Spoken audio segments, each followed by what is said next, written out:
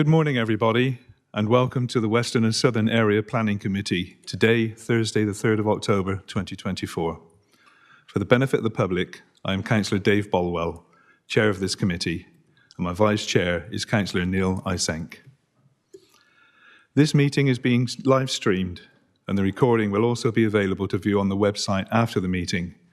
By attending this meeting, you consent to being filmed. Can I remind everyone that when you are speaking, please speak directly into the microphones so that you can be clearly heard and seen. The Planning Committee is not a public meeting, but a meeting to which the public is invited. All attendees must comply with the ruling of the Chair. They must not interrupt the meeting or cause undue disturbance. To support this, please switch off your mobile phones or select silent mode for the duration of the meeting. And those using Teams, please ensure your microphones are on mute and your device volume is set to 0 to maintain audio quality. Only those who have registered to speak in accordance with the speaking protocol will be invited to address the committee for a maximum of 3 minutes. No material is to be circulated to members of the committee. We have 4 applications to determine today. The case officer will be invited to present the report and recommendations. Next, I will invite members of the public who have registered to speak to address the committee. Each speaker has a maximum of 3 minutes. Following which, the committee members will be given the opportunity to ask questions of the planning officer before moving on to their debate. I would now like to introduce the officers involved in today's meeting. We have Anne Collins, the Development Manager, Area Manager. Hannah Massey, Lawyer. Good morning. Matthew Pochin-Hawkes, Lead Project Officer. Morning, Matthew. Bob Burden, Senior Planning Officer. Good morning, Bob. Darren Rogers, Senior Planning Officer. Katrina Trevitt, Development Management Team Leader. Elaine Tibble, Senior Democratic Services Officer. And Josh Kennedy, the Democratic Services Officer. Item 1 on the agenda, apologies. Do we have any apologies, Josh, please?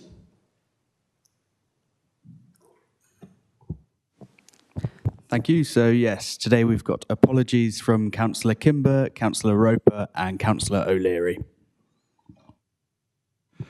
Thank you, Josh. Members, are there any declarations of interest on any of the items on the agenda, please? Councillor Borden. Thank you, Chair. Oh, I've just closed my laptop. The last item on the agenda, Highlands Greenway. Sorry, I was going to give you the number. I've already expressed my opinion as ward member, so I'll declare an interest and leave the room before that item. Do you wish to speak as a ward member on this one? You don't? Okay, thank you. So you're predetermined and you're going to leave the meeting. Thank you. And Councillor Bown? I've got an interest, just not a pecuniary interest, but I've got an interest as ward member on the first item on the agenda, so I'm going to be speaking as a ward member on the first item. Lovely, thank you. Anybody else? Yeah. That's okay. Okay, so no more members. Thank you very much. In that case, lost my page. The item 3 on the agenda to agree and assign the minutes of the meeting held on the 5th of September 2024. Are all members that were present, are you happy with the minutes as a true record of the meeting, please? Show of hands. Thank you. I'll sign those later. We now move to public participation. Members of the public, if you've registered to speak, you can have the opportunity to speak now, or if you wish, wait for your item to be presented. Does anybody wish to speak now, or are you happy to wait for your item? Okay, thank you. I'll take that as you wish to wait. That means we'll move on to planning applications 5A, which is P/2023/06930, which is a new look site including areas off Chandler Close and Souter Way, Mercury Road, Weymouth, DT3 5FU. This will be introduced by Matthew Pochin-Hawkes. Over to you, Matthew. Thank you.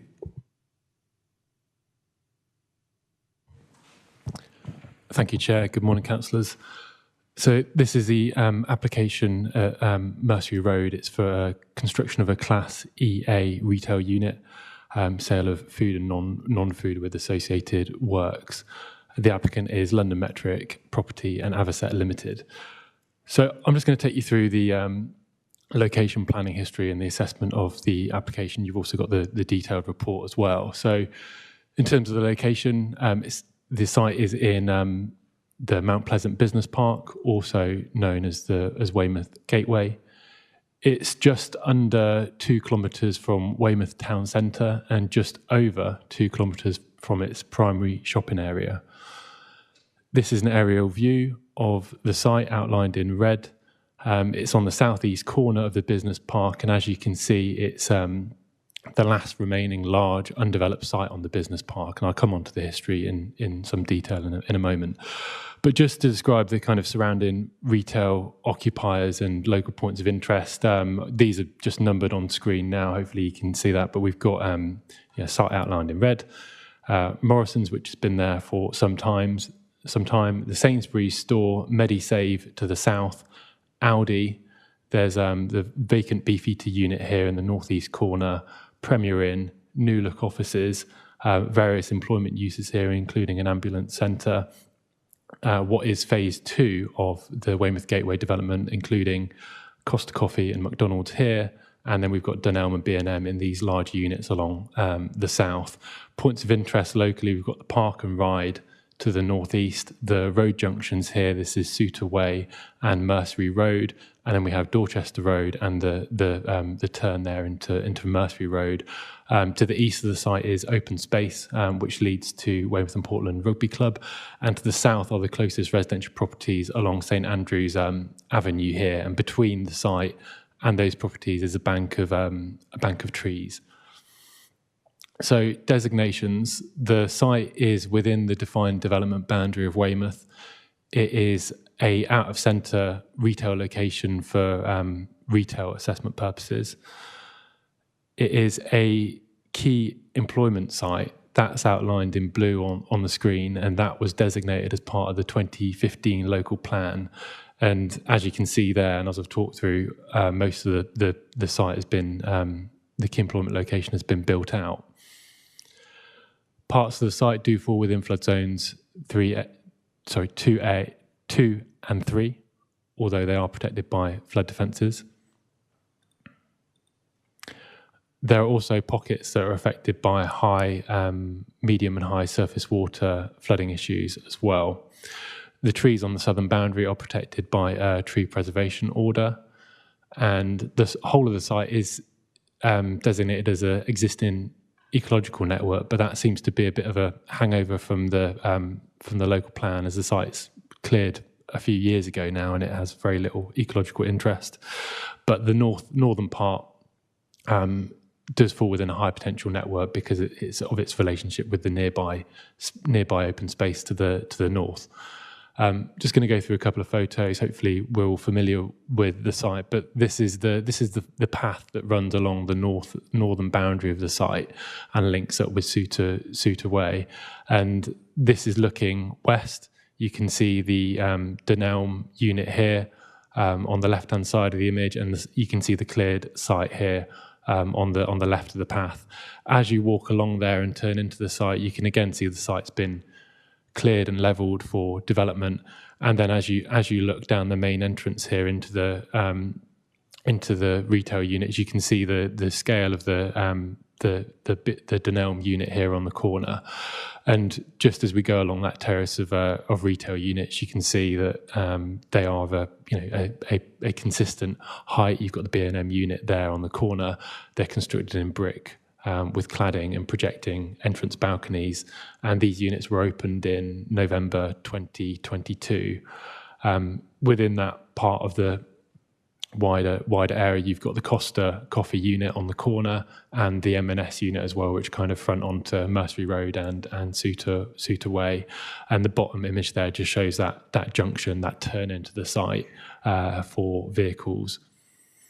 So there's a bit of planning history on this. It's covered in the report, but I think it's worth just going through it in a bit of detail because it helps explain kind of what's what's happened at this site. So this is the master plan that was approved in 2011, and you note from the report that there was an earlier master plan that was approved before this as well. But this was a hybrid application. It had the New Look development here in detail, with the rest in outline across the site. And parts of the site have been built out in kind of in alignment with this master plan. So you've got the New Look office here, you've got Sainsbury's and the petrol station, which were kind of identified in that master plan, and then you've got the restaurant and the hotel units here, Beefeater and Premier Inn, which have also been built out, as has the kind of the small cluster of industrial units. The rest of the site was approved in that master plan for various employment uses, and that formed the basis that went into the local plan for designating the key employment area. So since that master plan and some of that being built out, there have been other applications and developments in the surrounding area. This is the Aldi food store that was approved in March 2019, and that was in the key employment area. It's obviously not an employment use. It's for a discount food retailer, and there were conditions on there for the sale of goods and the subdivision of the unit.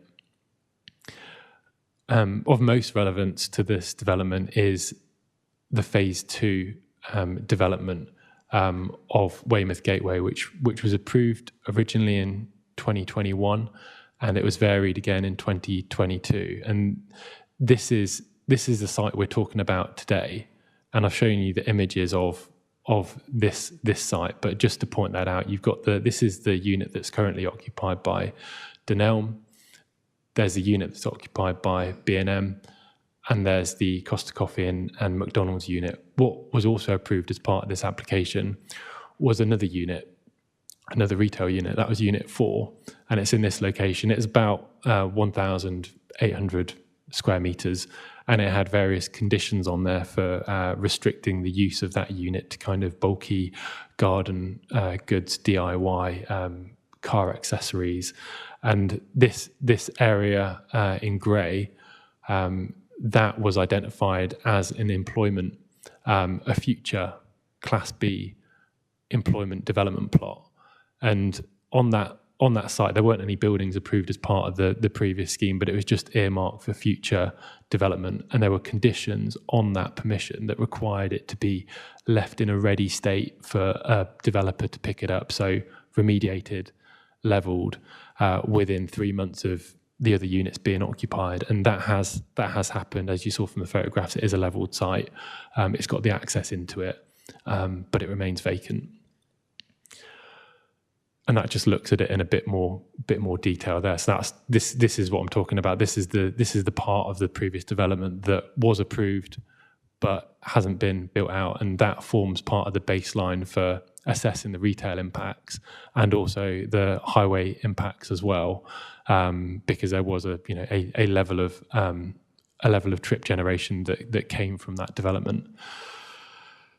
So yeah, just to recap on the planning history, hopefully that's helpful just to talk it through in a bit of detail, but it helps to just explain why we have the designation in the local plan for key employment uses from 2015, but then since then it has, we have got various non-employment uses within the key employment location outlined in blue, and then in the wider area as well.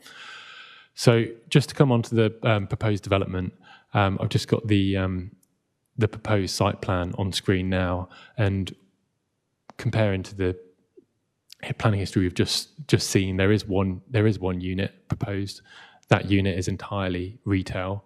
It's just over 4,000 square metres, so slightly more than double the size of Unit 4 that was previously approved. It's a rectangular shaped unit here. It's got a loading bay to the rear of the unit on the east side facing the open space. And it's got plant rooms and servicing to the back as well. The intended occupier is M&S. That's out in the report and confirmed by the applicant. But importantly, planning applications, therefore the built development and the use rather than the occupier. So that's a statement by the applicant, and members will be aware that there is an M&S store within Weymouth Town Centre. That is proposed to be closed as part of M&S's store development review, and as part of, they're closing a number of stores nationally to kind of meet retailer and customer expectations, and that hasn't, in planning terms, it's not part of that application. The closure isn't part of the application, and planning has no control over what a occupier does with their store or whether they close. But the store is intended for M&S, and their proposal is that they would transfer the jobs over if this were approved. And just talking about the rest of the development here, you've got the car park to the west and the main entrance. Vehicle access would be off the existing access here off Suter Way into the site, and there'd also be an access from the car park and service road access from the adjacent plot to the west. There would be step-free access into the site from the north and from the west here. And this just shows it in a bit more detail. Helpful to just point out the kind of cold stores to the back of the unit. They're single story. We'll have a look at the elevations in a moment. This is the service yard. The access to the service yard is here. There are two planting enclosures, one to the south of the unit and one to the east of the unit. That is the loading bay here. There's a turning circle for the larger delivery vehicles, and there's different types of fencing within the service yard as well. So there's a 4-metre acoustic fence along part of the eastern boundary and the southern boundary here with the residential, and there's also different other fencing around the plant enclosures and close bordered fence to the northeast of the site here. These are the proposed elevations. The height of the building is 11 metres to the parapet height and 12 metres to the ridge height. The design of the building has been amended over the course of the determination in response to officer comments from the landscape officer. The rear elevation, which is on this third plan down, has been amended. The cladding panels here take on kind of earthy tones, which officers feel better responds to the nearby open space and the open views from that area. You can see the front is in white cladding panels with ceramic tiles below at the ground floor level, with the entrances marked in green ceramic tiles. The signage is just illustrative for now, and that would be subject to separate advertisement consent. This section is helpful just to show the relationship with the residential. So this is looking east through the building and through the properties on St Andrews Avenue, and you can see here in terms of the heights, the distance, and the bund of trees here which separate the two. Also quite small on this plan is the fencing shown. So that's the acoustic fence here, and there's the different fencing to the plant enclosure, which is slightly further away. And this bottom section looks north through the development and through Dunelm, and they're broadly similar heights. The proposed store is slightly taller than the Dunelm unit. This is a proposed landscaping plan. Again, this has been amended in response to officer comments. It includes native shrub planting along the north here with the cycle pedestrian route, shrub and ornamental planting between the site and the adjacent retail plot, and then it's got some sporadic trees within the car parking area to break that up. And there's no change to the southern boundary. That falls outside of the application site, but there's no works to those TPO trees. And this is the hard landscaping key there. Just shows the galvanized steel bollards in front of the unit, as you would expect for a retail unit. This plan just shows the design evolution. As I mentioned, on the rear elevation was a white box essentially, and officers' view when that application was submitted, it was fairly stark and fairly dominant from the open space. So we've worked with the applicant to what we think improve that design to better respond to the open space and the views from that area with those kind of earthy tones and that different cladding approach. And again, you can just see how the designs evolve there with the cladding wrapping around that corner, whereas the front would have the more conventional retail design as you'd expect. In terms of the landscaping, there've been limited changes to the car park, but you can see there have been additional trees to break up the car parking slightly. And what originally came in as a stepped access to the north has been improved to provide a step-free access there, which is much better for people with buggies and mobility issues and cyclists. So hopefully that gives a kind of good overview of the proposal planning history and the constraints. Just coming on to the key planning issues here, I'll go through some of these in more detail and some of them a bit more briefly, but they are set out in the officer's report. And on principle, there's 3 matters of principle here. The sequential test, so whether there are any sequentially preferable sites within the primary shopping area or on the edge of it, 300 metres from the primary shopping area. The impact test, so that's whether there's a significant adverse impact on existing committed or planned public or private investment, or an impact on the town centre vitality and viability, or within the wider catchment. And the third part there is the loss of the key employment potential of the site. So, yeah, in line with the Phase 2 application and Audi, the council has instructed a retail consultant, Lambeth Smith Hampton. Their comments are summarised in the report, and they're available on the planning registry as well, to review the retail aspects of the application. And what they conclude is that the development has satisfied the sequential test, so there aren't any sequentially preferable sites within the primary shopping area on the edge of it. In terms of the impact test, a store of this scale has a large catchment area, and the trade would be drawn from a wide area.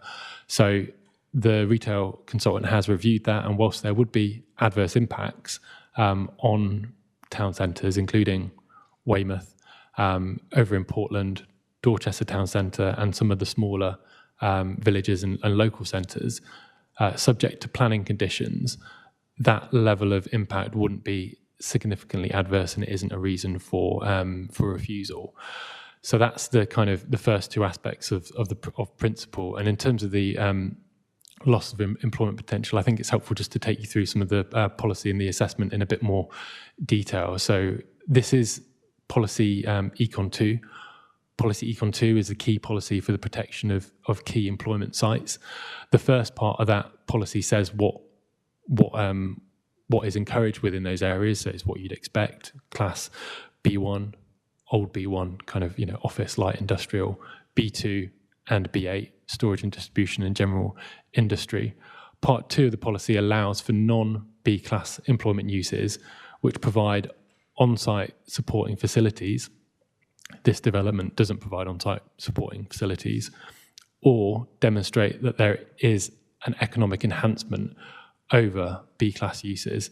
Now, it hasn't been demonstrated that there is a economic enhancement over other B-class uses, but as officers, we expect that a scheme of this scale would produce many more jobs than a typical storage and distribution development on the same site.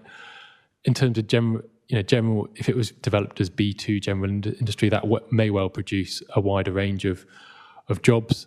And if it was developed entirely as offices, that would produce a lot more jobs. But in the current market of where we're at now, that's not really a realistic prospect. No one's building that type of office space, and there isn't a demand for it.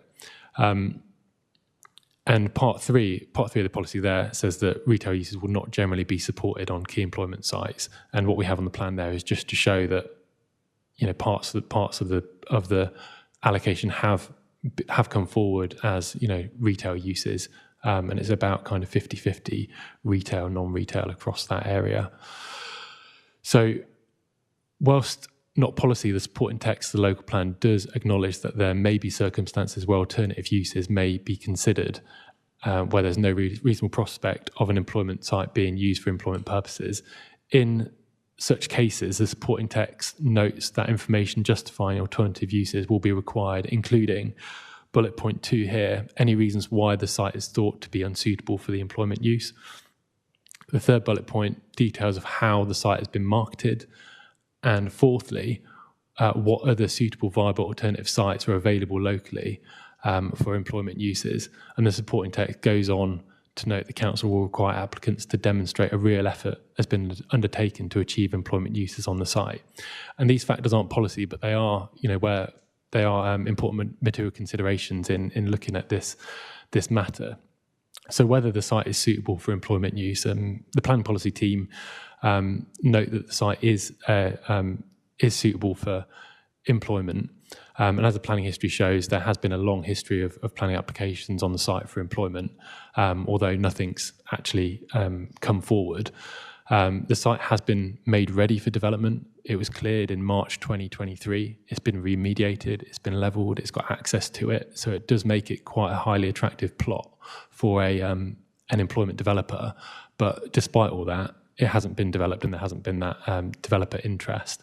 And only a small amount of employment has come forward at the retail park, the employment/retail park. In terms of market market conditions, the applicant in their planning and retail statement have confirmed that a marketing exercise has been undertaken.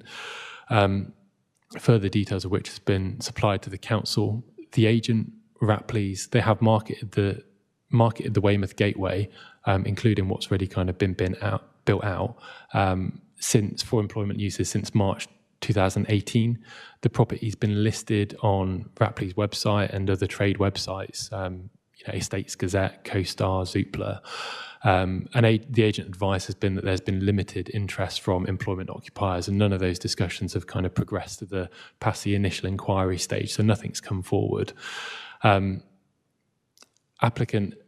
applicant's agent advises that given the site-specific constraints and wider economic pressures, including the higher borrowing costs and costs of building, there is no realistic prospect of this site coming forward, and speculative development without an occupier is uneconomical and challenging in viability terms.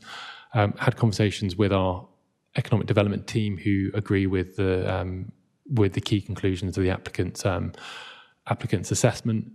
And as set out in the update sheet, the applicant has provided a schedule of marketing activities over the last year, and that shows that there have been a number of inquiries, but they've been for kind of a mix of retail and non-retail uses, and nothing's progressed. So together, this indicates that there's limited viability and interest in the current market. And just to try and draw this together, looking at alternative employment locations. In March this year, the council published the Dorset and BCP Joint Employment Land Review. This corroborates a number of the statements by the applicant, and of relevance, it says that the office market is relatively subdued in Dorset and unlikely to change in the foreseeable future. So I think it's not realistic that there's a 4,000 square metre office development on this site. Brexit has increased the need for warehousing and storage space. Dorset does see a healthy industrial market orientated around market towns, but viability does remain challenging, particularly due to the build costs and the hope value to residential. So the clear message set out in this report to stakeholders is that there is significant concern regarding availability, viability and deliverability. Viability is particularly an issue for employment sites further from the BCP conurbation, where this site is further from that, and where rental values for speculative industrial units are too low in the face of ongoing rises in construction costs to achieve land values. That makes it hard to bring forward new build sites, and that's seen to kind of frustrate the delivery of new builds, and with occupiers preferring to take on existing space Within that report, it identifies that the park has 0.7 hectares of employment land, and that's essentially the land that was earmarked for employment development under the Phase 2 scheme. Within the local area, there are a number of industrial estates. You've got Link Park, the Granby, Base Point, and our economic development team do note that those locations remain generally more attractive to occupiers, given you've got the kind of collaboration benefits of being around similar occupiers. And in terms of availability of vacancies, they do note there are a number of vacancies within some of these parks, and there's vacancy also just north of the site with 4,000 to 14,000 square foot available at New Look House, which is in the to the north of the site. So together, this paints a picture of there being kind of limited market interest to bring the site forward for employment space, as kind of encouraged by the designation. So that leaves us in a situation where we've got a development here that isn't in line with policy Econ 2 and the need to consider the other material considerations and benefits of the proposal. So there would be, as out in the report, a number of benefits to the proposal. There'd be jobs created during construction. There's estimated to be 104 permanent full and part-time jobs as part of the new store. If M&S were to occupy the unit, as they've stated, they've said that they transfer over 47 of those jobs from their town centre store. There would be gross value added, estimated to be in the region of 1.5 million a year. The site would regenerate an undeveloped site, and these are together significant benefits weighing in favour of the development. And in the officer's view, these benefits outweigh the loss to the key employment location. Turning back to the other key planning issues, residential amenity, it is considered in respect of the adjacent residential units to the site. There are conditions proposed that would ensure that there wouldn't be a significant adverse impact on neighbouring residential amenity. In terms of visual amenity, the scheme has been improved from what was originally submitted. There would be a visual impact. It's quite a big building, but it wouldn't be, a significantly adverse or reason for refusal. It's, part of a wider developed area. In terms of highways and parking, they've been thoroughly assessed by our highways team. The proposed development isn't considered to present material harm to the transport network or to highway safety, subject to planning conditions and a contribution towards sustainable transport measures. That sustainable transport contribution would go towards docking bays and 2 electric bikes to encourage transport by active travel to and from the site. And highways colleagues are on hand to answer questions about that. Air quality impacts are not considered to be significant. Flood risk and drainage, the lead local flood authority has been consulted. They have no objections subject to conditions. Biodiversity, biodiversity plan has been agreed with the council's natural environment team. The proposals would deliver a biodiversity net gain as required. And in terms of contamination and utilities, they are acceptable subject conditions, and Wessex Water has no objection subject to a condition. So the recommendation here, there is an update that is on screen now, and I'll talk you through from what's in the report and that's in the update sheet. But the recommendation is to approve. That recommendation is subject to conditions and a 106, and also referral to the Secretary of State. And the reason why it needs to be referred to the Secretary of State is because it involves retail development outside of the town centre, which meets the criteria of the government's consultation direction. So it's an out-of-centre location. It's not in accordance with one or more provisions of the development plan, which is Econ 2, and it includes floor space of more than 2,500 when kind of aggregated with the adjacent units. So it's that process is something that I think it's a 21-day process, and the Secretary of State would decide whether or not to call it in for their own determination, and that's the same process that went through for the phase 2 of the development as well.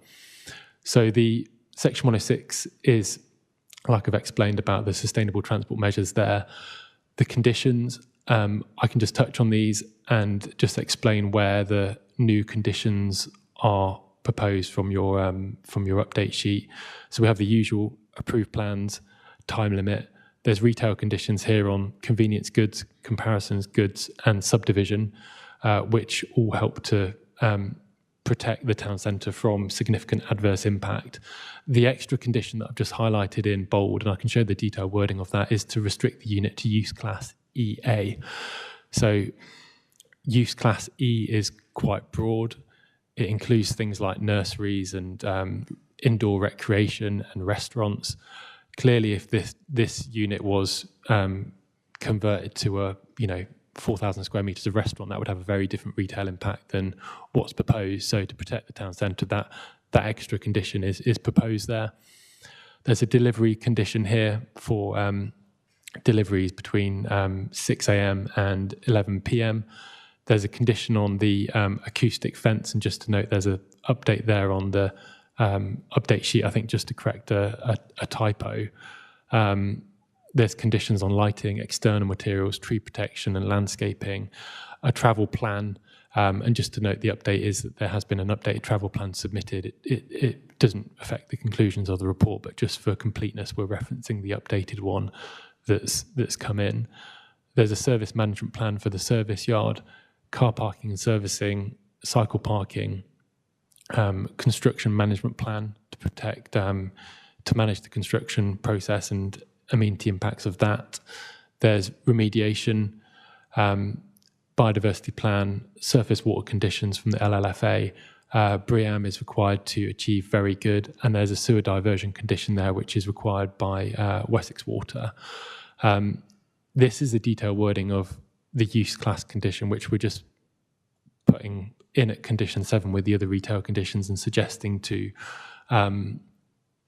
push everything else down. But I'll just read that out because it's a late addition, and you've only just seen this. So the retail unit hereby permitted shall be used for retail use class EA and for no other purpose, including any other purpose in class E of the schedule to the Town and Country Planning Use Class Order 1987 as amended, or in any provision equivalent to that class in any statutory instrument revoking or reenacting that order. So that means that if there was a change to something else within use class E, it would need to come in to planning again, and the impacts assessed. It's a part A and B recommendation. So the part B is that if the Section 106 isn't sorted within 6 months, then that is the reason for refusal. But there is delegated authority to extend that timeline with agreement from the head of planning. So that concludes my my officer presentation. Thank you. Thank you, Matthew. Very detailed. We now turn to public speakers, and then we'll look at the ward member one afterwards, if that's all right, please. So the first public speaker is Christopher Nunes from Avocet Property. Thank you. Good morning. Thank you very much for the time today in considering my application. I'm Christopher Nunes, Director of Avocet Property, the joint developer with our partners London Metric. We've been involved in this site for over 8 years, and in this period we've transformed a long vacant site into a vibrant retail park. And despite the challenges of the pandemic during phases 1 and 2, we've successfully met all our promised programme and investment goals for the site. And today, Weymouth Gateway is home for approximately 340 full and part-time jobs and brings many positive economic benefits to the local community. As this, our third phase application, is for Marks and Spencer's, I'd like to hand over to Phil Marsden of M&S. Thank you.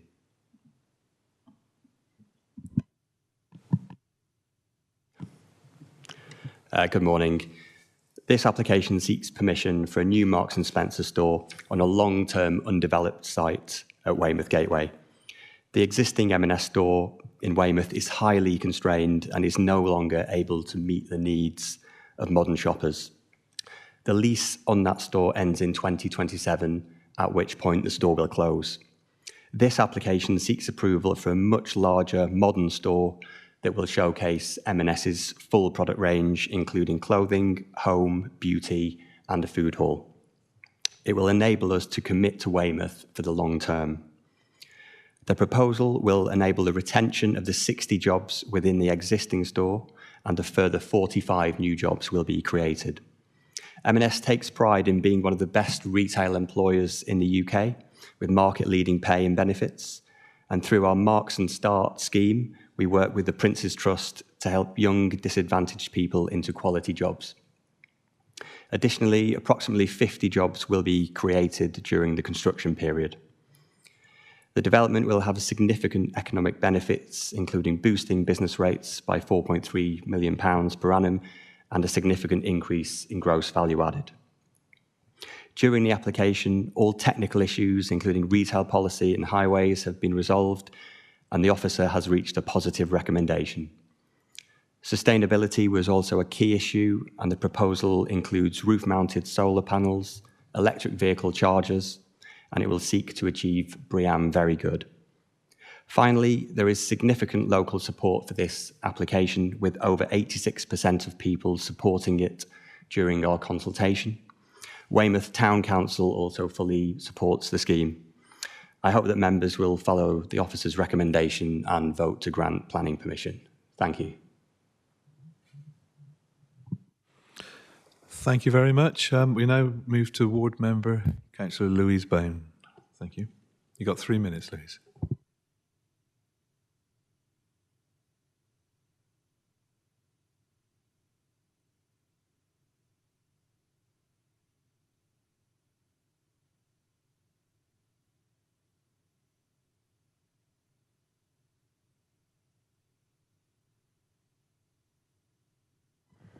Oh, thank you. So my name's Louise Bown. I am ward member for Radipole, which includes this area of development. I'd like to bring to your attention the representations made from people who live in the area. People living in St Andrews Avenue have flooded gardens, which they believe have been exacerbated since the concreting over of the Mercery Park area. They believe every time a little bit more is concreted over, their gardens are more likely to flood. Garden flooding is one thing. The overloading of the sewer system is a different thing. They've even had so much flooding that it comes up inside their lavatories in their houses when there's heavy rainfall. They believe this is due to the concreting over of Mercery Road. I'm inclined to agree with them, and I feel like this hasn't. Wessex Water haven't paid due attention to this, and I also think that the developers haven't given due care and attention to the consequences of their actions. So that's everything I'd like to say. Thank you, Chair. Yes, thank you, Louise. Did you wish to? Thanks very much. Matthew, is there anything you would like to come back on, any of the public comments or those from the ward member? Thank you, Chair. Yeah, just to point out to members in the officer's report, there would be business rates from this development, but that's not considered to be a material consideration of the application. The intended occupier talks about the level of support from, I think, 86 support from their own consultation. Just to be clear, that's their own consultation, and in the update sheet, I've clarified that, but there are very few public comments. We had one objection, one in support, and one comment, which brings us on to the ward members' comments there. Picked up those comments on the concerns about flooding within St Andrews Road and those properties there. We have consulted Wessex Water, who have looked at what needs to be done in terms of the infrastructure. There would need to be a diversion. They say that there is capacity for the proposed development. and there is a condition there, which is a pre-commencement condition on the need for the diversion and for that to be agreed. So that's with the council to agree that pre-commencement. Thank you. Lovely. Thank you for that, Matthew. Before we go too far, I'm just going to ask our legal person to clarify what we're actually being asked to do on this particular application. Thank you. Thank you, Chair. So, as the case officer has explained, this application meets the criteria that the Secretary of State has a period of time in which he can decide to call the application in for determination by himself.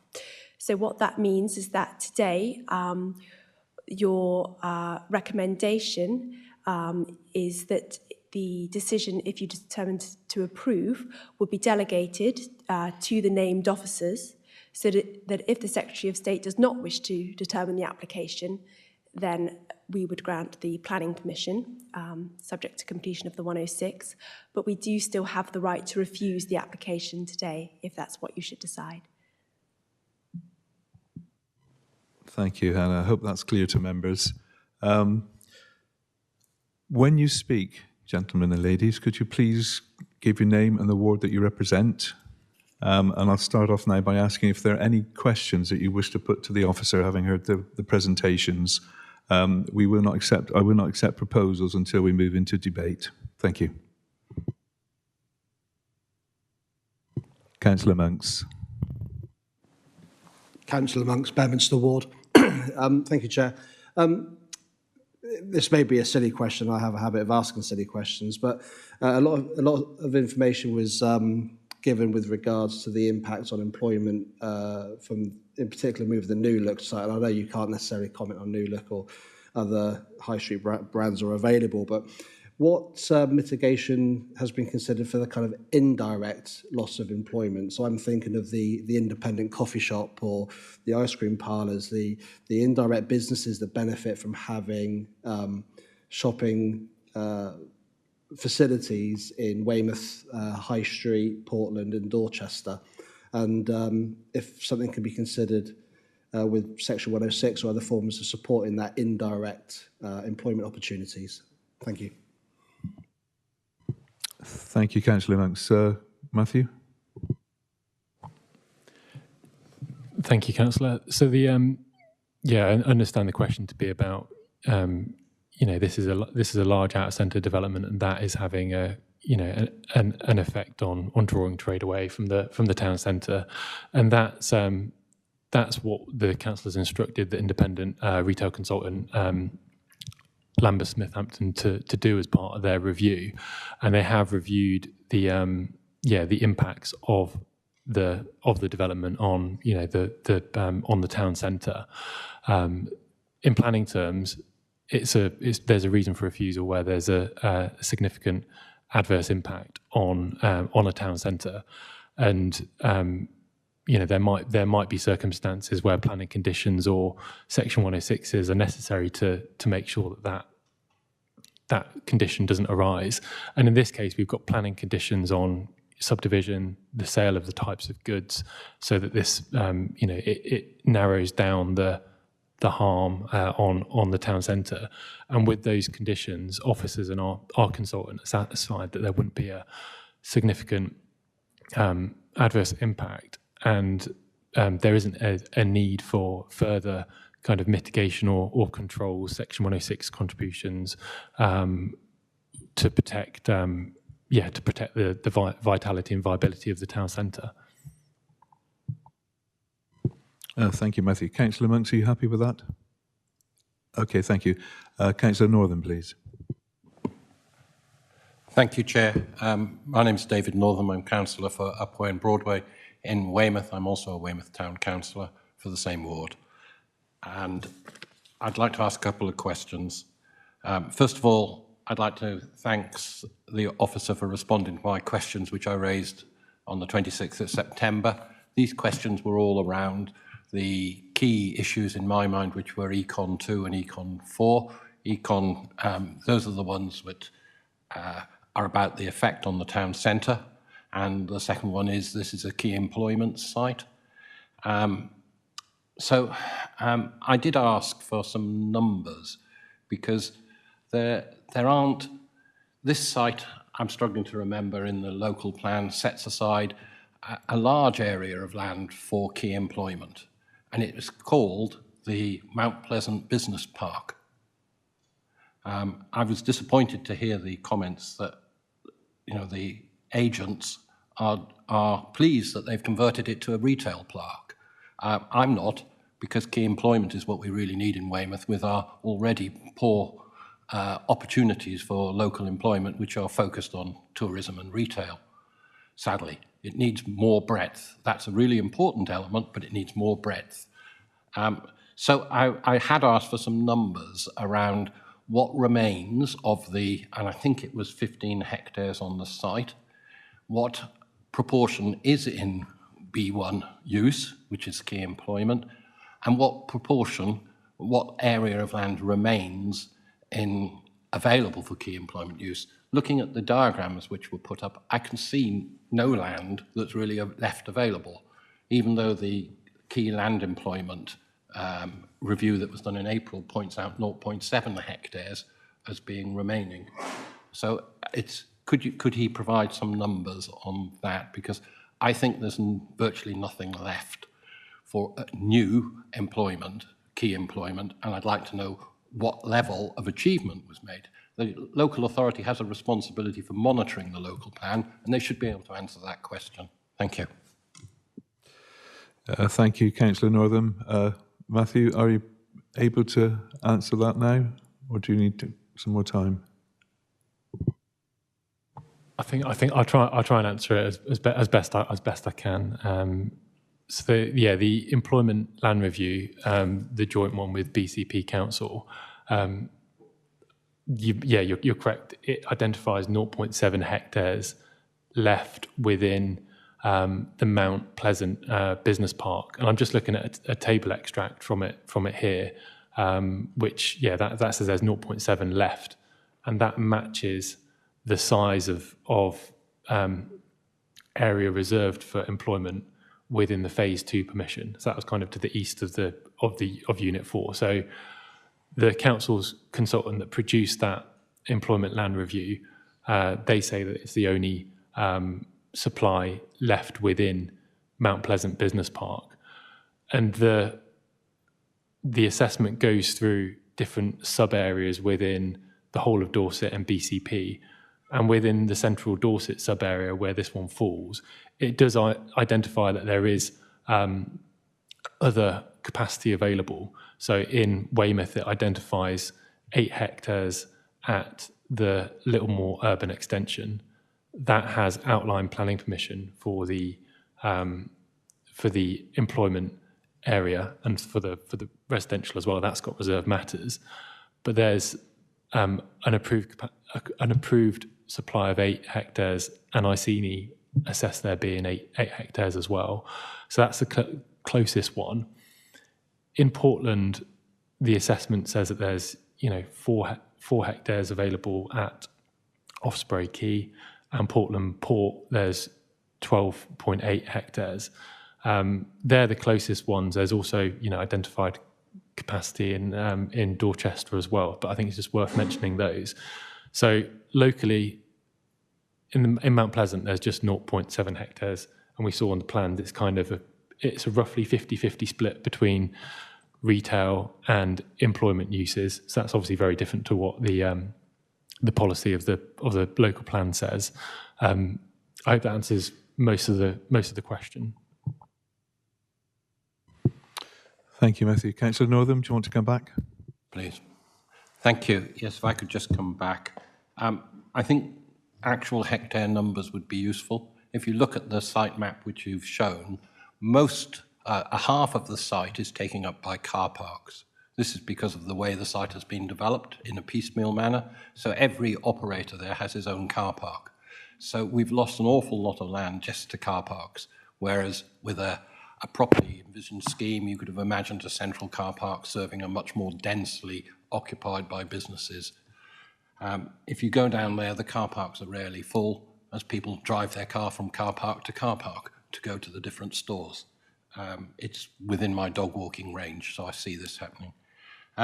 So I would like to know some numbers. I think this information that you've provided has been really useful because it expands greatly on what's in the report, and I think that's really important to justify, or not, the argument for moving away from key employment to retail.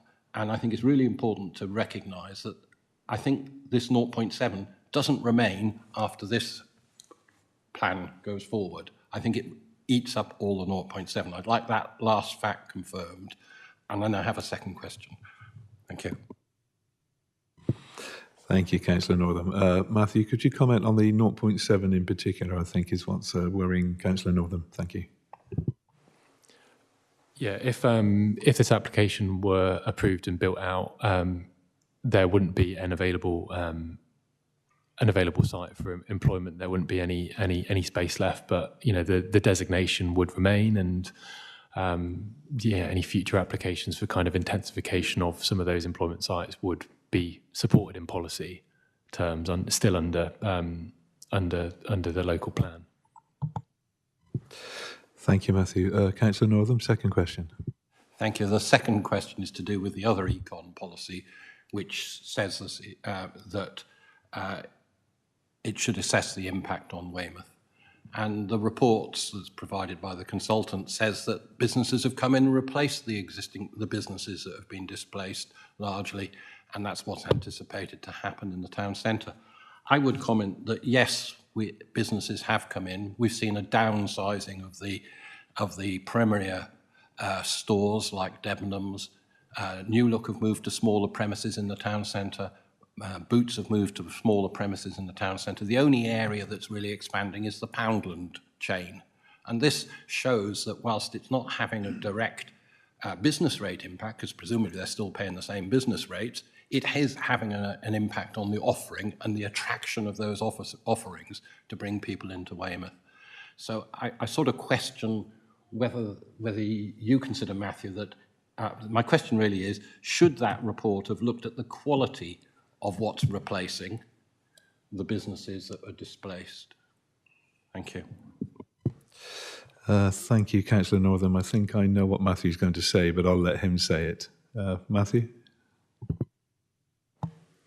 Yeah, I mean, the report looked at the impact on the town centre, and it wouldn't have a kind of significant impact. But we don't have any control over what happens with a vacant store once it's been built out. That is to the market, and it may require planning permission. So I can't speculate about what might happen to a unit if it closed. And certainly it's not part of this application. This application, it isn't for the closure of a existing store. It's for the proposed development at this site.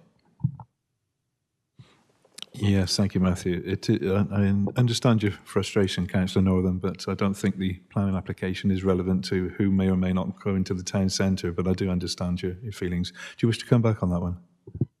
I wasn't concerned about who comes back. I was just saying that in looking at the impact, they should look at the quality of what's occurred, not just the quantity. And I think that's an omission in the way these reports are conducted. Thank you. Thank you. Members, anybody else with any questions at all? Now's your chance for clarifications. I think Councillor Borden, followed by David Chortel. Thank you. Belinda Borden, Lyme Regis and Charmouth. Could you just clarify your answer to the ward member about the impact of the surface water concerns on the neighbours? So are you just talking about surface water being re-diverted, I think your expression was, or can you just clarify that for me? Sorry. Yeah, thank you. So the comments that came from, I think it was a couple of the local residents, there were 3 comments, and I think 2 of them touched on this issue, and it was more about sewage and the sewage capacity. So apologies if I was talking about kind of surface water, but we know that sometimes the current system, surface and foul get put into the same system. but the issue that residents have explained is that from their perspective, there's a lack of capacity, so that in times of heavy rainfall, they are experiencing emergence of sewage in their gardens, which is obviously pretty horrendous situation for them. Us as a, I'm unclear on exactly what's causing that, but as an officer, we've consulted Wessex Water, who have confirmed that there is capacity for the development, but there is a need to divert the existing sewer, because the existing sewer goes underneath the M&S building, and so that they can access it and they can sort out anything that goes wrong with it, they need it to follow a kind of a 3 metre setback from any building. So that is the exact route of that has been, will need to be agreed, but we've got a kind of draft layout of where that would be. And it's not for this application to try and solve any existing issues. It's to try and make sure that there is the proposed development is acceptable, and we have no objection here from Wessex Water, and we have a way of managing that diversion with a condition. Thank you, Matthew. Councillor Shortell. Thank you, thank you, Chairman. Am I right in my understanding that, in fact, this site was offered for development under Class B for some time without take-up? And how long had that been advertised for that purpose before you then changed to accepting applications under E1, etc.?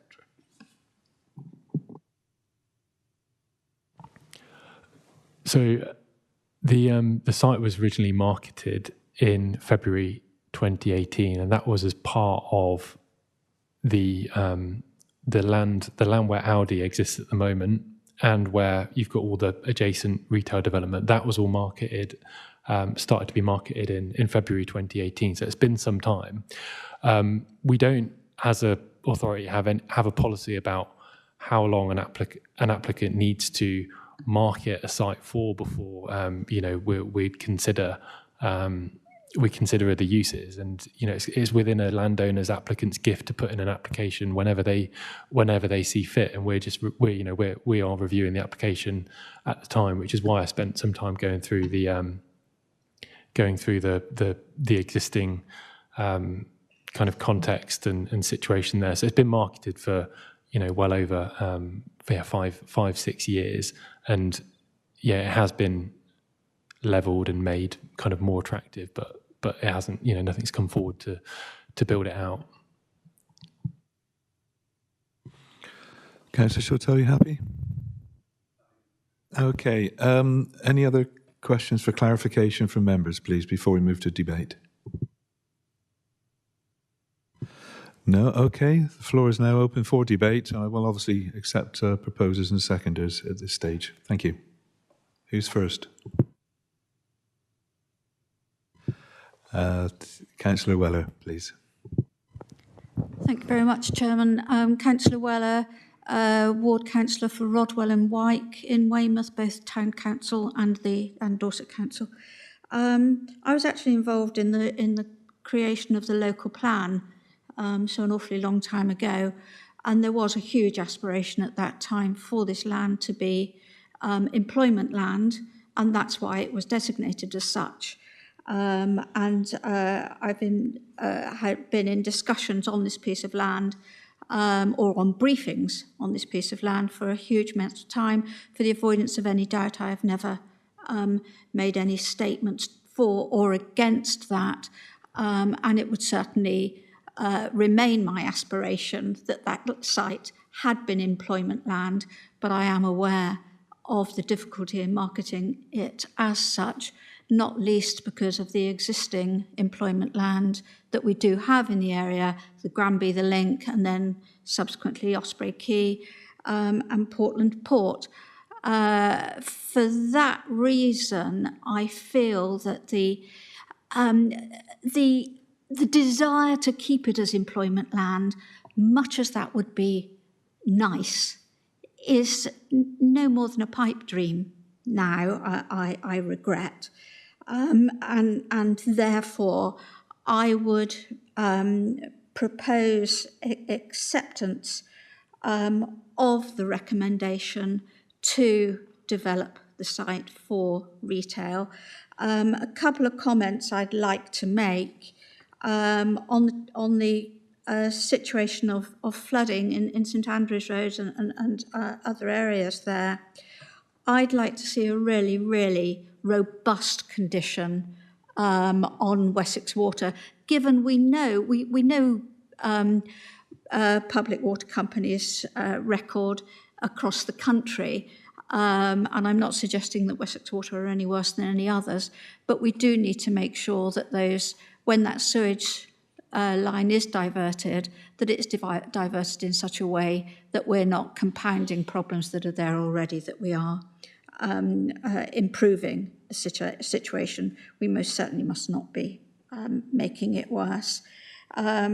A comment to Councillor Northam on the car parking. Yes, there is an awful lot of car parking there.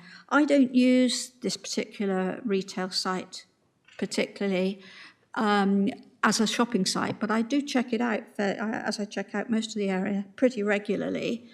And I've always found it difficult to find a space. So the suggestion that the car park is empty, obviously I shop at a different time from Councillor Northam's dog walking. Perhaps you could tell me when you dog walk and I'll shop then. So I don't find that. I also think that given the size of the conurbation of Weymouth, Portland, Chickerell, and where Bridport is, and Lyme Regis even, I would rather, and I'm sure that this is Marks and Spencer's thought, that people would be better coming to us as a super Marks and Spencer's. I like the idea of a super Mark. That's a personal thing. But a super Marks and Spencer's there, rather than, in terms of environment and traffic, rather than us travelling to Yeovil or Bournemouth, is surely an advantage, because we've got good transport links into that particular site. So there's a huge amount to commend it. I don't agree with the significant adverse impact on Weymouth, because it will be a significant adverse impact. But so many other things are at the moment, and that's a whole different conversation. And not one that we should be getting into. My only couple of other points. Deliveries. My experience is that if you say deliveries can continue until 2300 hours, the delivery truck turns up at 10 to 11 and it unloads. And that's very late if you live in a neighbouring house, particularly if you've got small children. So I'd like that time reduced, if that's possible to do, if you can have a discussion with the applicants at some point to reduce that maybe to 2200 hours. That would improve, I think would improve things. And finally, Boots Store hasn't reduced, I don't think. I think at the very least it's the same size as it was in its relocation, not smaller. So, I think you've got really, really good points, Councillor Northam, but don't spin them. Say it as it is. It's a different location. It's the same. I think it's the same amount of space. But who am I to say? So I would like to recommend that we approve this application, and hopefully somebody else will agree with me. Thank you very much. Yes, thank you. We have a forest of hands going up. Can I just check, first of all, Councillor Weller, with the officer to see if the conditions that you're mentioning are feasible? Thank you. Matthew, would you like to comment on those? Okay, thank you, Councillor. Yes, okay, the recommendation is subject to trying to adjust the sewer condition to make it more robust, and the deliveries condition. So shall I just comment on those? So the sewer diversion condition, that's number 25 in the report. And I'll just I'll just kind of read it through first, but that is before commencement of development, details of the proposed diversion of the existing sewer as shown on that drawing, because it does show a kind of rough route, with a timetable for implementation shall be submitted to and approved by the local authority. Thereafter, the diversion shall be carried out in accordance with the approved details and timetable. I think that condition is pretty robust in that it is a pre-commencement condition. So before anything happens, they need to provide the details, and the council needs to be satisfied that it's okay. As a local authority, we can consult who we want on that condition, and we'd obviously consult Wessex Water to make sure that they are satisfied with what is being proposed, and with that timetable as well. That is something that we'd see, so we'd understand when those works are happening, and clearly that would happen before the store is built, because it needs to be removed from the footprint of the building. So I think the officer's view on that is that it's justified and robust as well as it can be. On the deliveries, we did look at kind of different delivery hours for the application. These hours are actually based on the applicant's environmental noise assessment. So they've done an assessment of expected noise from the service yard and from the loading, and the council's environmental health officers happy that these hours won't cause a significant adverse impact on residents. I think the thing to point out on this one is that, unlike the adjacent units where the loading bay is quite close to the homes along St Andrews Avenue, this loading bay is on the east side, so it's actually quite a further distance away from them. So those delivery hours are considered to be reasonable and justified, because we've got that noise assessment. I suppose if we had a noise assessment saying that it would cause significant harm earlier, then those times perhaps would be justified in having shorter hours. Thank you.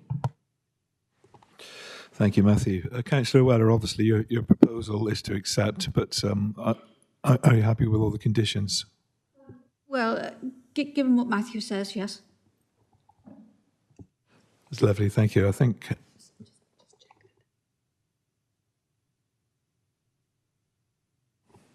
just for clarity, including the updated conditions. Yes. Thank you. I shouldn't assume, but I assumed that you understood that. Councillor Borden, you were second, and Councillor Christopher is after you. Thank you. Yes, Belinda Borden, Lyme Regis and Charmouth. I was going to second the proposal. I agree with Councillor Weller's comments and the conditions. I'm as robust as possible would be my assessment from experience of a water company, a different water company in Lyme Regis. And yes, I kind of, the loss of employment use is, I think, inevitable, because working practices have really changed since the pandemic, and a lot more people are working from home. So the need for office space has actually significantly changed since the local plan was in development. So it's kind of understandable. And I also agree that having a Supermarks and Spencer's would be quite an attraction. And I think it would, I mean, for example, I go to Exeter. Now maybe I would come to Weymouth, and I would maybe come on the bus with my grandchildren, and I would then go into the town centre and use the beach and use the town centre more. So maybe there is some negative impact on the town centre, but there could also be a lot of positive impact. Yeah, I support the proposal with the conditions. Thank you. Before we go to a vote, there's other members wish to talk. I think Councillor Christopher was before you, and then Councillor Northam. Councillor Simon Christopher, Dorset Councillor, Marshwood Vale. Councillor Borden has stolen my thunder. I was about to second the proposal for approval. Clearly, we've heard an awful lot of comment by other members, but I think we shouldn't be too depressed about the situation, because locally, in connection with the Marshwood Vale and across Dorset, there are various stores, co-op stores, that have transferred to the ownership of Waitrose, and Lidl, etc., and even the Marks and Spencer former store in Dorchester appears to have a future life to it. So that is of no interest to us today. We're looking at this application alone, and I look forward to the vote very shortly. Thank you, Councillor Christopher. Councillor Northern, please. Thank you. I'm not in disagreement with what's been said by fellow councillors. I would like to suggest that we need to learn some lessons more widely with the upcoming work on the local plan. And because to my mind, this whole site development hasn't succeeded in its ambition, we need to learn from that and we need to look at how it could be improved. It's a good example. The applicant has talked about the lack of interest in B1 businesses moving to the site, and I'm not surprised by that when such businesses can obtain funding and business relief and other incentives over at the Dorset Enterprise Zone in Winfrith. So why would they choose to come to Weymouth? This is the contradiction in the previous plans where each part of Weymouth wrote separate policies. Sorry, each part of Dorset wrote separate policies that weren't necessarily coherent as a whole. So I look forward to having that opportunity to do that. I'd like to again thank the officer for including much more detail in his presentation. I think that detail is important to go into the report that is sent up to the Secretary of State, because I don't think he's explained it much more clearly than it was in the original report. I know it's more detail, but I think the pictures and the information really helps understand the situation. So I'd ask for an assurance that that set of either slides or an addition to the report goes in the pack sent up to the Secretary of State and on the record. The last comment, and it's just a throwaway comment, is that I looked at some of the comments made, and I did attend the open sessions that were held, and we had an interesting conversation, and most of the support is for an M&S store. So I was pleased to hear I think it was a commitment to work to develop this store in Weymouth, because if it was something different, I don't think it would have necessarily have the same support. So I know this isn't connected, and you've made it clear that we're not approving an M&S site, so I will support the application on the basis it's been proposed, as long as I get that assurance that that report goes forward. Thank you. Thank you, Councillor Northern. I'm sure it will, but if you want confirmation, I'll just check with the planning officer.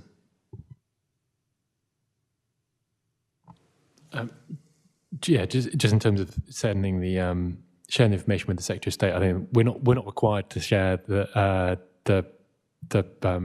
video and the presentation with them. But in this day and age where we record everything, we're getting the link as well for further information on that. Right, thank you very much for that, Matthew. Unless anybody else wishes to speak, I think we can move to the vote now.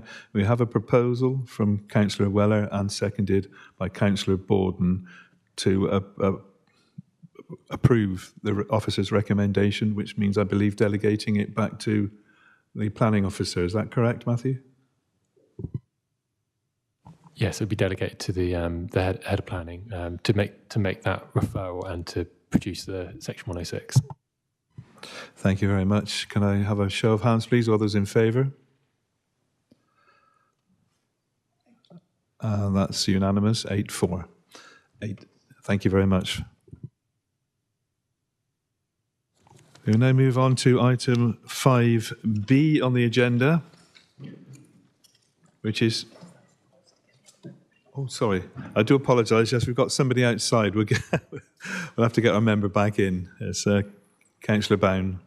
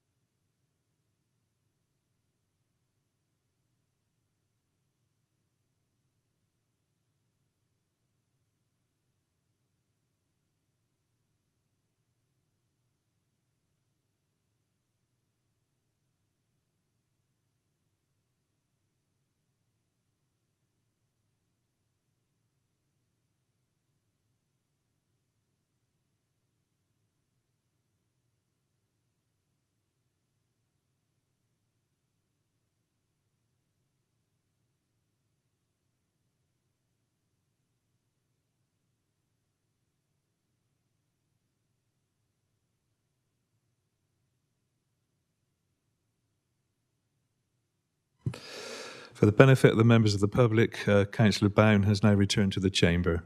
So we now move on to item 5B, which is P/Res/2022/04434, which is land to the north and west of Cockroad Lane, Bemster.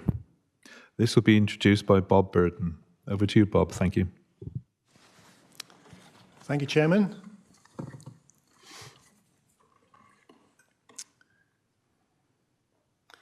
Right. Okay, this is a site, as you can see, outlined in red on your screens now. The principle is established on this site of 58 dwellings by an outline planning permission. So what you're looking at today is the reserved matters, which is the details following from that of the layout, landscaping, scale and appearance of the proposed development. I've just mentioned at the outset, there's been a number of revisions made throughout the duration of the application to improve the layout, design and landscaping, and I'll just mention a few points on that as we go through. In terms of the location plan, we're on the west side of Beaminster Town here. The site is part of the larger Beam 1 allocation within the local plan, which encompasses the whole of this area, as well as this L-shaped sort of on its back L-shaped piece as well. That site has outline and reserved matters permission for 100 dwellings already, and there are links between that site and this site that I'll mention as well. The access to the site for this one is from the Broad Windsor Road here, along St James and into Cockroad Lane here, and then through into the site, crossing over a very small stream, a tributary of the Ribble Brit, just there.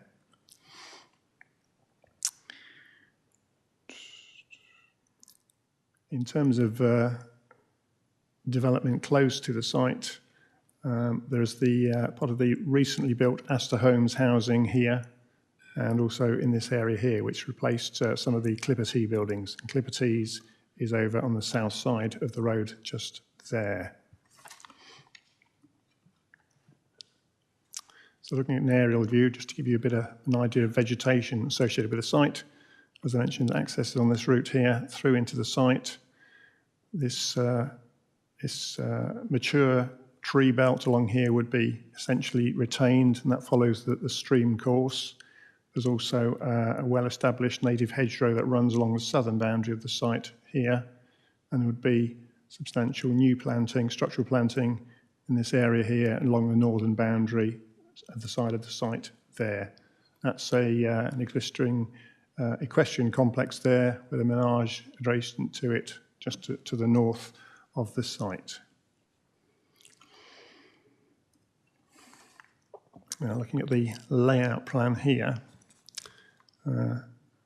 in terms of the layout of what we have here, what we've sought is to provide a subtle hierarchy of roads and routes through the site. So as you enter from the base of Cockroad Lane here, there's a 6 metre wide road running into the site, and that then connects with a spine road that runs on that axis there, which will follow the route you can just see indicated roughly here, an existing public footpath route that already crosses this piece of land, so that it would tie in with that as a sort of avenue, sort of straight route through.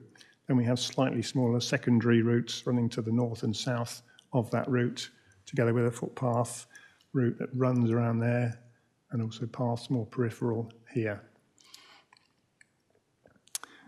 There is an attenuation, or 3 attenuation basins down the lowest part of the site here.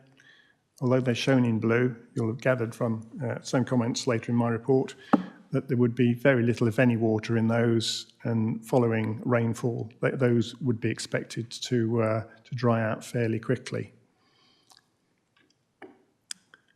There is also a leap in this area of the site here, which initially there was some concern that it actually straddled the route of the public right-of-way, but that's now been amended so that it's clear of that, and LEAP benefits from having a public right-of-way. In terms of surveillance, informal surveillance from the public right-of-way route running through here, also from an existing new pathway that would be created here, and also surveillance from dwellings in this area here. The landscaping has been deliberately kept clear of this area here to give open views towards the Leap area there.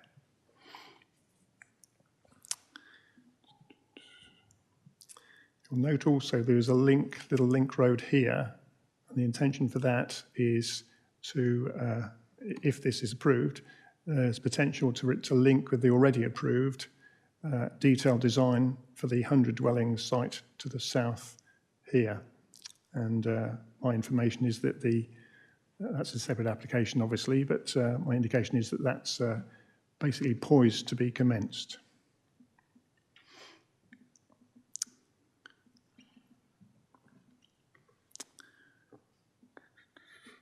In terms of the disposition of buildings on the site, the dwellings, 58 dwellings, and it follows the perimeter block principle, whereby you have a fairly traditional pattern of development with the units pretty close to the frontage, with gardens behind and small buffer zones in terms of frontage to the public realm. What I've sought to do with this scheme is create a sense of arrival by, as you come along here, you leave the existing built development on this part of just off St James's Ridgeway view, new Astor housing there. You enter the site and then it opens out with soft landscaping. To the left-hand side, you'll have the open space of the attenuation basins. And then as you come into the site, you'll have the views of the curved terrace running around here, giving an interesting sense of place as you enter the site. And then as you move down to here, we then have what I've sought to achieve is an avenue feature with obviously a linear development along it, together with appropriate planting, and just to create some sort of distinctness to the layout of the development. The scale of the development is all two-storey dwellings, a mix of detached, semi-detached and terraced, and that's consistent with development, other residential development in the locality of the site. In terms of appearance, the palette of materials would be a mix of render, natural stone, including hamstone, brick, and the tiles would be likely to be dark grey or deeper red. And I would seek to condition the final approval of those materials if this application were approved.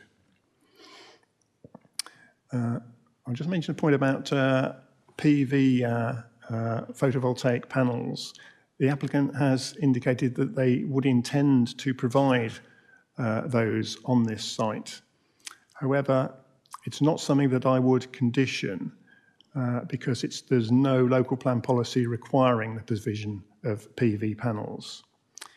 And just to give you a bit of relevant background, the permission, both in outline and reserve matters on this site for 100 dwellings, didn't have a condition to that effect for the reasons I've just mentioned. Similarly, the outline permission for this site, for the principal of 58 dwellings, didn't require PV panels. So just to make you aware that whilst I would not advise considering a condition, that the applicant is considering the provision of those in the interests, obviously, of green energy efficiency measures. In terms of the landscaping, we've worked very closely with our landscape officer. There's been several revisions to the landscaping, and you'll probably gather from my report there's quite a lot of information I put in there about the evolving landscaping feedback, and I'm pleased to report that we now have the latest plans show an acceptable landscaping scheme to the landscape officer and to myself. But obviously we sought to retain the existing belt of planting along here, and there would be additional structural planting in this darker green area here, where you're creating a new boundary effectively to the site. We also have groups of trees, particularly associated with the attenuation basin, and this western part of the site. And what we sought to do is to, obviously with the avenue, try and get some tree planting into that space to soften the appearance of that generally. And we do some work with the council's lighting engineer to try and minimise the possibilities of any loss of those when it comes to the very detailed Section 38 agreement. So, with fairly confident of the landscaping shown here to be pretty close to what will actually happen in practice. So we have a number of street trees, not just on the avenue, but you'll see they're sort of spread around the site just to give some more soft relief to the new urban environment on this part of the development.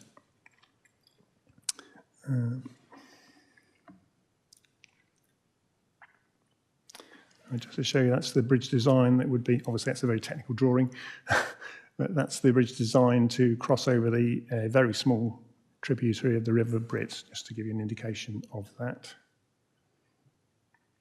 And the streetscapes, that's the view of the curved terrace as you enter the site, as I was referring to.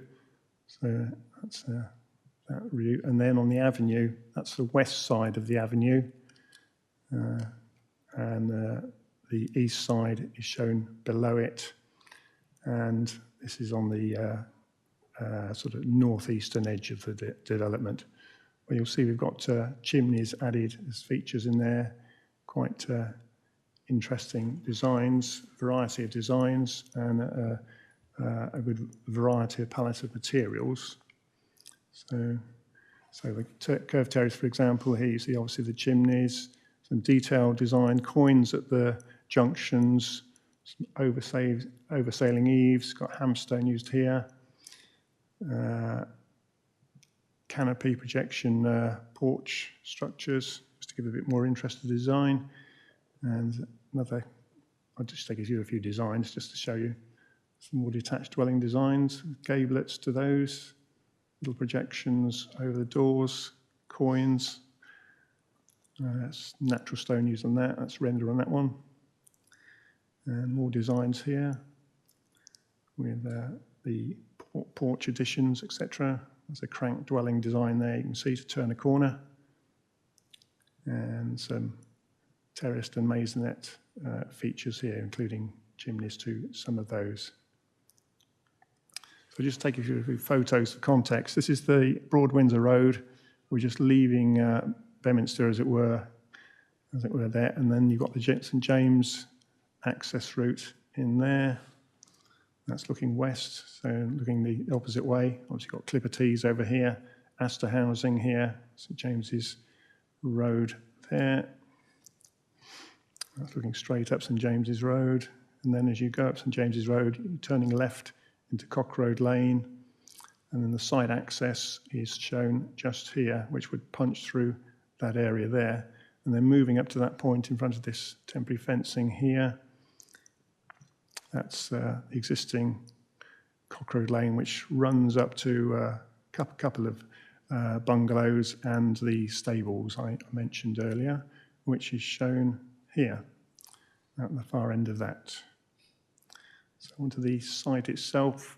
This is from just in front of the stables, looking south on the site.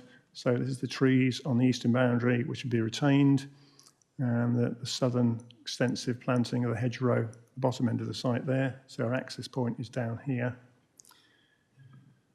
And then by the access point, looking across west across the site, it's the extent of the site, sweeps around into there and across here, it's encompassing this area. And then that's from the west side of the site, looking back towards the access point over here. Eastern tree belt retained there. And then from right up in the northwest corner, looking back, as the stables on the north to the north of the site, would be substantial structural planting in here along that boundary.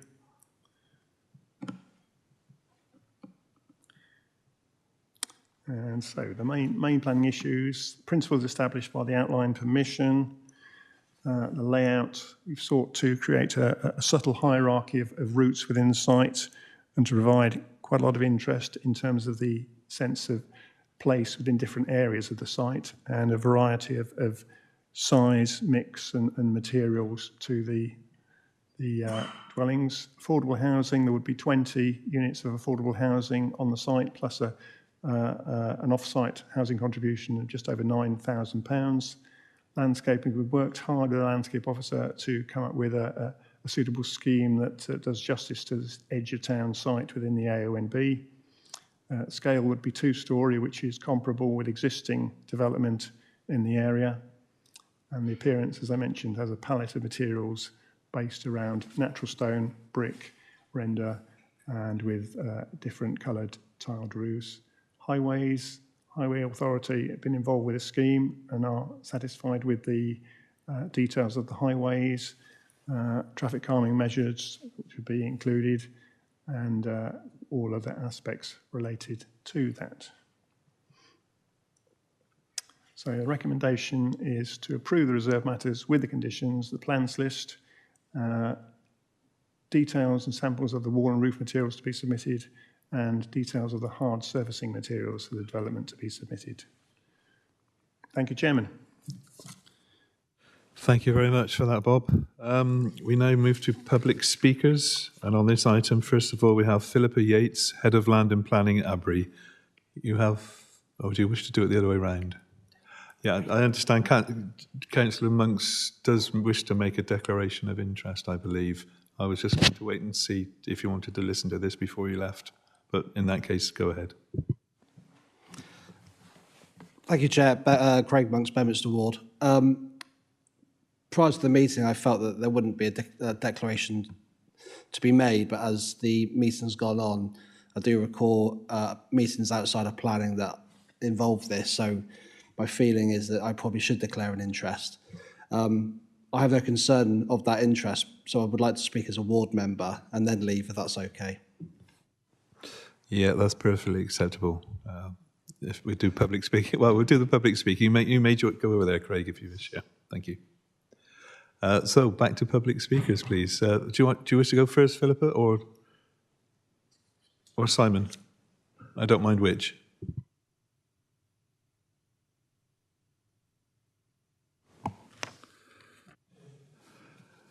Do you wish to speak on this item? Sorry, okay. To speak today. The principle for this development has already been established by the outline permission, and the site is also allocated in your local plan. We have responded positively and proactively to all requests for further information and amendments, including those from your senior landscape officer. In this regard, I referred to the officer's summary that the proposal provides a desirable sense of place centred on public open space and the use of street trees to provide an avenue feel. Turning to land contamination, the consultant appointed on the council's behalf agrees that there is a remediation scheme submitted to meet the council's requirements. The council's flood risk management officer concludes that the documentation and drawings submitted provide the necessary detail for surface water management for them not to object. This includes the protected fence around the attenuation pond to respond to the Town Council's concerns.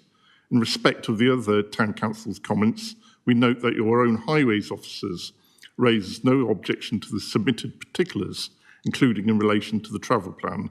This is a safe, sustainable development with regard to highways impact. Finally, I wanted to emphasise that Abri is committed to minimising energy demands for each home as much as possible through the thermal efficiency of the design. In terms of residual energy demands, there is a commitment not to use fossil fuels, so there'll be no gas or oil for heating or cooking. Each home will be equipped with an EV charger, and an air source heat pump is also proposed for each home, and PV panels are intended to be used within the development too. Thank you, members. Thank you. My name is Philippa Yates, and I'm Head of Land and Planning for Abri in the South West. Abri are one of the South West's largest housing associations with main offices in Yeovil and Eastleigh. Dorset is one of our key investment areas where we currently own or manage over 800 homes. With more than 6,400 people currently on Dorset's housing register, there is a desperate need for more affordable homes for local people. Abri intends to deliver this scheme as 100% affordable, with a proposed split between shared ownership and rented homes, achieving a mixed and balanced community, allowing local families to have the opportunity of a safe, sustainable, warm, well-managed, affordable place to call home. Our proposals include a range of homes allowing local people to downsize, or for those taking the first step onto the housing ladder. ABRI are keen to ensure local labour is used. We will be delivering the highest quality, energy-efficient homes to our customers, and we will be part of the community going forward. Thank you. Thank you very much. Councillor Monks, would you like your 3 minutes now, please? Thank you, Chair. Councillor Monks, Bedminster Ward. I'll keep my comments brief. Broadly, I was previously and am in support of the application. I think it's very well thought out, and I'm really pleased to hear the addition of energy saving measures and PV as well, and take on board the notes, the comments from the officer with regards to conditions around that. The only concern that I would like to raise, or comment rather, and I'm sure the councillor from the town council will touch on any other issues they may have, is during the actual building process, residents raised with me concerns around higher volume traffic and the access point for the site. And I just would put the question out there. It might not be possible, but you would have seen that there is a first phase of the development that has actually taken place.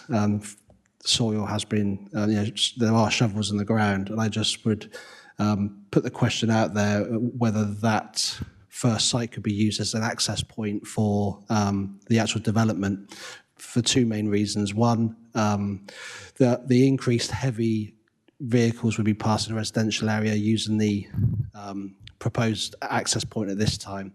And two, there are concerns around the higher risk of polluting the River Brit from cement and building materials and things entering the river. So I'm not going to dwell on it. It was just a comment that I'd put out there, because there's going to be some brand new roads going into that site from the development one. And to me, it could be a common sense and a slightly more appropriate access point for this particular development. But other than that, I thank you for your time, and shall I leave now or leave later? Yes, thanks for your comments, Councillor Monks. If you'd like to leave now, for the benefit of members of the public, Councillor Monks is leaving the chamber. We will call him back. I now move to David Gillins, I believe, from Bedminster Town Council. You have 3 minutes, David. Thank you. Good morning. I thank the Chair and committee members for the opportunity to speak on behalf of Bedminster Town Council in regard to this application. We all understand the housing need, and Bedminster is pleased to be able to contribute. However, having carefully considered the application, the Town Council's view of this housing development can be summarised in 3 words: bland, boring and unimaginative. We certainly do not see it being shortlisted for a Sterling Prize. Inevitably, the demand for housing requires new greenfield sites, and parts of the beautiful Dorset countryside will disappear. However, whilst before it may have just been a field of corn, that is no excuse to replace it with just a field of houses. We deserve, and planning should demand, better. The variations shown in streetscape design do little to hide the almost identical appearance of all buildings. Straight-line streets do little to engender a sense of community. We don't understand why the plain area is banished to the northwest corner of the site, where it's out of the observation view of most of the housing. We do have concerns about the SUD scheme that will almost inevitably become another play area, but I'm sure that will be addressed during planning matters. In the past, there have been periods of rabbit house building, and in some cases painful lessons have been learnt, but there are also good examples of well thought out estate design that have survived the passage of time. I can quote a personal example where my daughter-in-law is currently about to buy what would now be considered to be a very bland house, surrounded by similarly very bland houses. But it does overlook a nice green space in which they all hold a stake and that is enjoyed by young and old alike. This development hails from the 1950s and is still to this day considered to be a desirable location to live. My question is, do you think this current application will become and remain a desirable location to live in, say, 30, 50 or 70 years from now? That is why the Council has objected to this application. Thank you. Thank you, Mr. Gillins. Bob, can I just come back to you if you want to respond to anything that's been said? Thank you. Yes, thank you, Chairman. Yes, regard to Councillor Monk's point about the traffic during a construction phase, I would point out that there is an approved construction traffic management plan for this site, which has been already approved and has been looked at obviously by myself and by the Highway Authority, and they're satisfied with that. He did seem to be suggesting if it was possible to use the 100 houses site for access for construction, etc. That is not something we can do with this. Although the two sites, that site and this site for 58 houses, are within the same local plan allocation, they are completely different sites. They've had different agents, different owners, different timescale. This site, it consumes its own smoke in the sense that it has its own access into the site. So that access would be the route on which the traffic would flow along. We did carefully consider, when we were looking at the outline for this application, we knew then that some of the Clipper T buildings were being replaced by Astor Homes. So we were able to consider that as part of our consideration of the outline in terms of the access to the site. So we do consider it to be appropriate, given we have a construction traffic management in place for this particular development. The Town Council have made some comments. Obviously, design materials is a subjective matter. Hang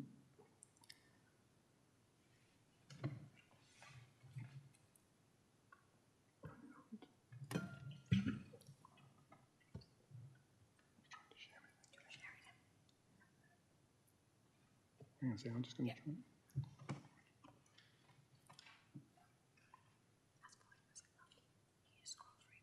Sorry. Just scroll through. It's on the screen, okay?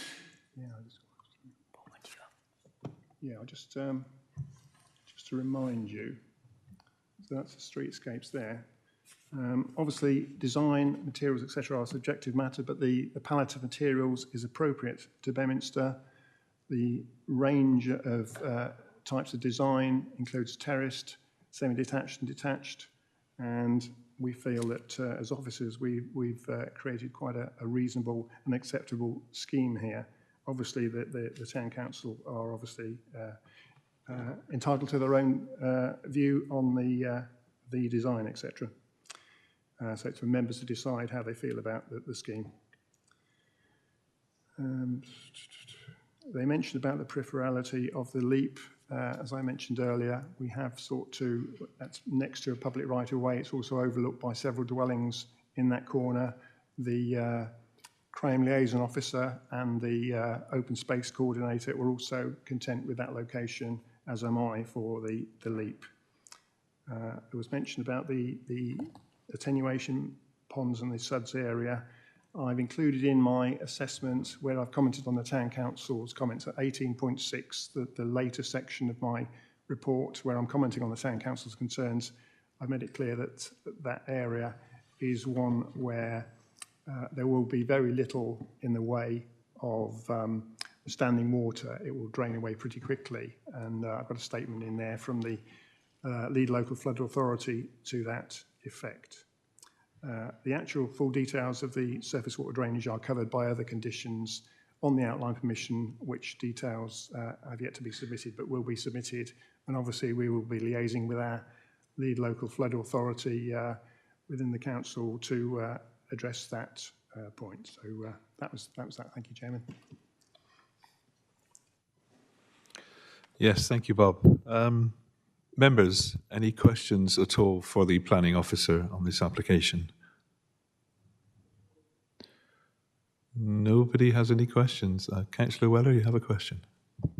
Yes, and I might be misreading this, in which case I do apologise, but the page I've got in front of me here says Bedminster Town Council considers the application and in principle support it. So I'm just wondering about that, and I've only just picked that up. But the other thing I just wanted to confirm, the officer mentioned an existing well-established native hedge. That's being retained completely, I think you said? Yes,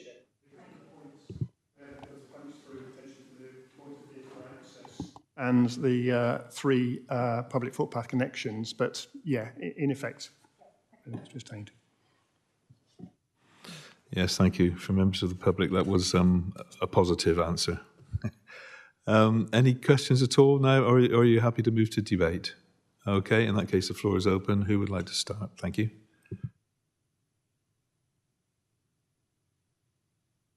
There's a deathly silence. Nobody wished to debate this one at all. Do we have a proposer or a seconder then, please? Councillor Northam. Councillor Northam, Upwey and Broadway Ward, Weymouth. I would like to propose that we approve this application for reserve matters in accordance with the recommendation. Thank you very much. Councillor Christopher. Councillor Christopher, Dorset Councillor Marshall Bell. I would like to second. Sorry, excuse me, Councillor Northam, your microphone was still on, so we couldn't hear Councillor Christopher. I'll start again. Councillor Simon Christopher, Dorset Councillor Marshwood Vale. I would like to second the proposal for approval. I would make a few comments. When you look through the application, you will see that this is a WD case. I started out as a West Dorset case in 2009, and the amount of time that it's got to this stage.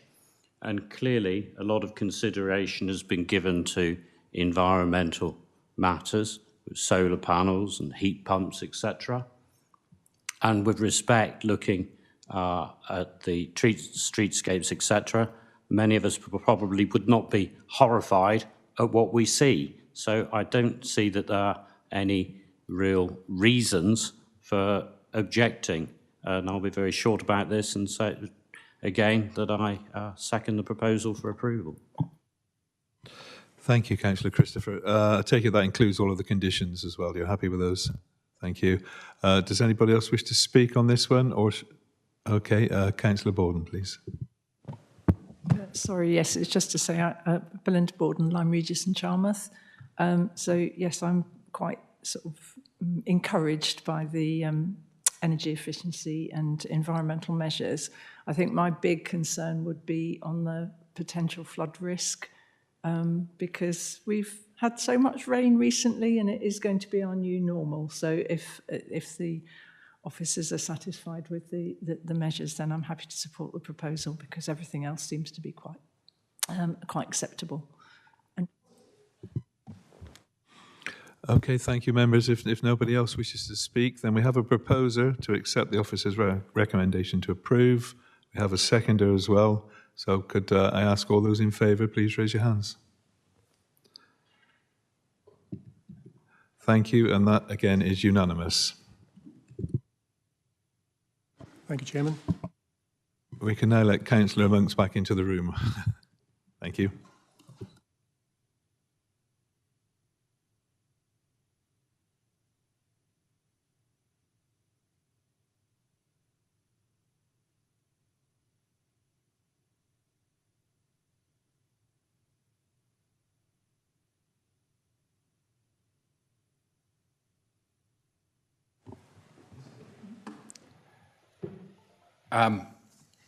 This next application is in my ward.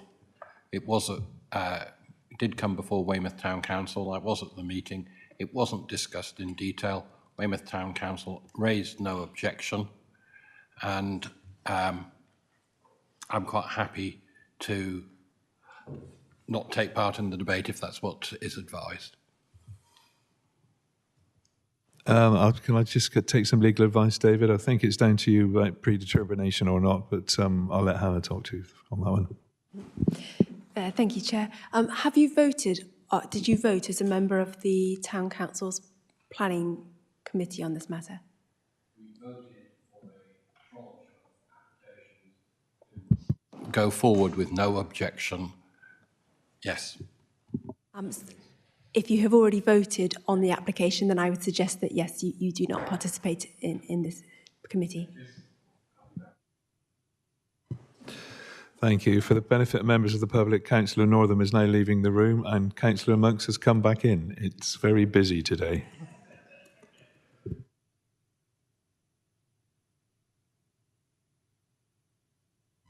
Right, we now move to application 5C, which is P/full/2023/07313 528 Littlemore Road, Weymouth, Dorset, DT3 5PA, and it will be introduced by Darren Rogers. Thank you.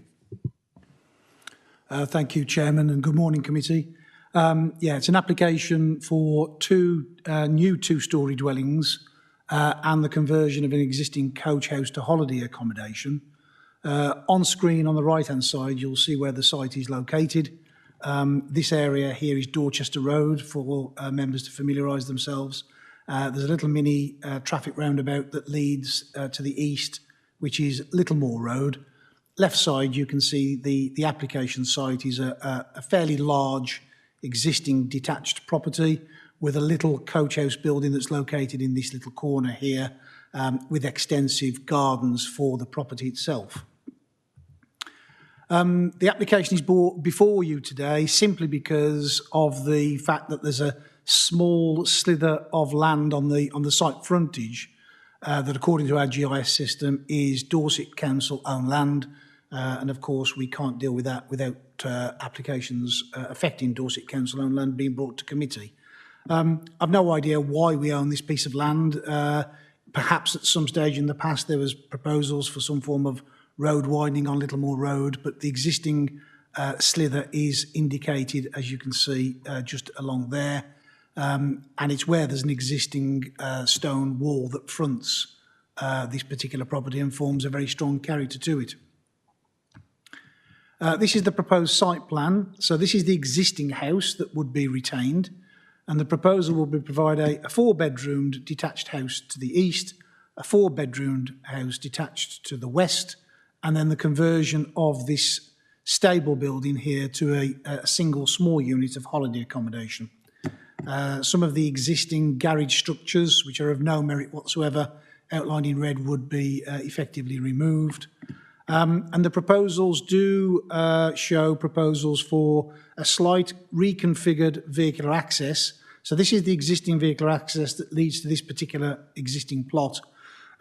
It's a very attractive stone pillared with iron gates access to it, and the western part of that would be slightly reconfigured and obviously demolished and then rebuilt in order to widen the access to provide vehicular access to the two units. And the property to the east, a very similar configuration. The existing wall runs along the frontage, that would be removed, and a very similar gated access to the existing access will be provided for this one plot on its own. These are some photographs that show the site frontage. You can see the stone wall and the existing detached property, which has got similar characteristics, I suppose, to an arts and crafts type dwelling, but it's also set within a very sylvan setting, some extensive trees on the site. This is looking eastwards, back towards Littlemore, and the site effectively starts here.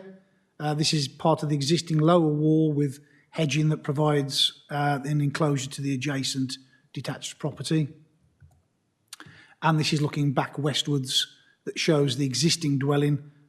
So our site effectively starts here, running this way.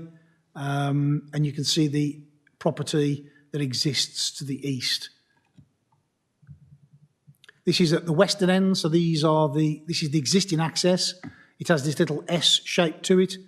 Part of this would be removed and slightly set back, but then reconfigured on the same line to provide a slightly widened access to the two units of accommodation. And there's the little mini roundabout that is on Dorchester Road. Just a further photograph indicating the length of that wall and some further pictures to the east. This shows the existing eastern property, two-storey in nature, that's got a lower wall with a hedge. And that shows the existing access into the application site. Some photographs from inside the site. So we've just gone into the access drive. This is the existing dwelling. And as you go into the access, the dwelling continues on the right-hand side here. And I'm just about to turn or look left, still within the application site, to existing single-storey garage or utility facilities. It's got bike parking in there at present. And the building that we're talking about in terms of the unit of accommodation for holiday accommodation is this structure here, which is also, that's the building to be removed, is also this structure here, which I think provides garaging and storage facilities for the existing house. And that shows it in a better context. It is physically attached to this property, but forms no part of this property, separated by this boundary wall. And this is looking at the back of the property, so that the existing facility that you can see that would be a holiday accommodation is just here. Just thought I'd show some photographs beyond the rear of the existing dwelling. You can see the extensive grounds. These are properties to the north. There's an existing bungalow located on its northern boundary, and then beyond that are properties to the north. This is just slightly looking to the northeast at the rear, again looking northwards to the properties at the rear, but you can see sylvan setting, a number of trees that are within the application site itself. This is to the east, so this shows the existing dwelling that would be retained, and the new dwelling, 4-bedroom detached, would be located here. In this area here, as you can see, there are existing trees on the site.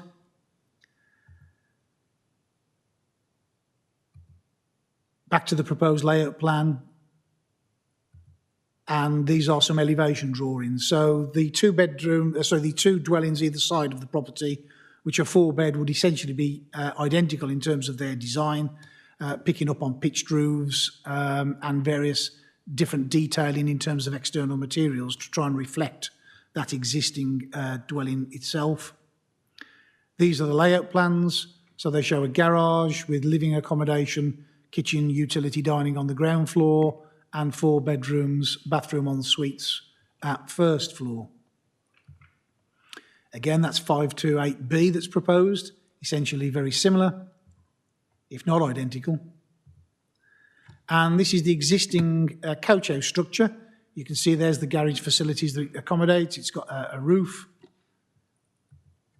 It provides effectively storage and utility accommodation, or ancillary accommodation, should I say, for the existing dwelling. And the intention is to get rid of those garage doors, provide attractive window and door facilities here in terms of entrance, and on the rear elevation, a window and a Velux type roof light in the rear roof plane that's indicated on that plan there, and would provide simple lounge, kitchen and diner on the ground floor with a master bedroom and bathroom at first floor level. Chairman, when the application was originally submitted, our tree officers, obviously given that sylvan setting, were consulted. And then having with them visited the site, they decided it was important to put a tree preservation order on the site. And that has implications for obvious reasons of how developable the site is. But you can see that this is an extract from that tree preservation order and our GIS system that effectively protects the trees that you can see. And one of the most affected ones is this one to the east of the property, which is essentially where the new dwelling is intended to be located, and the other dwelling located to be here.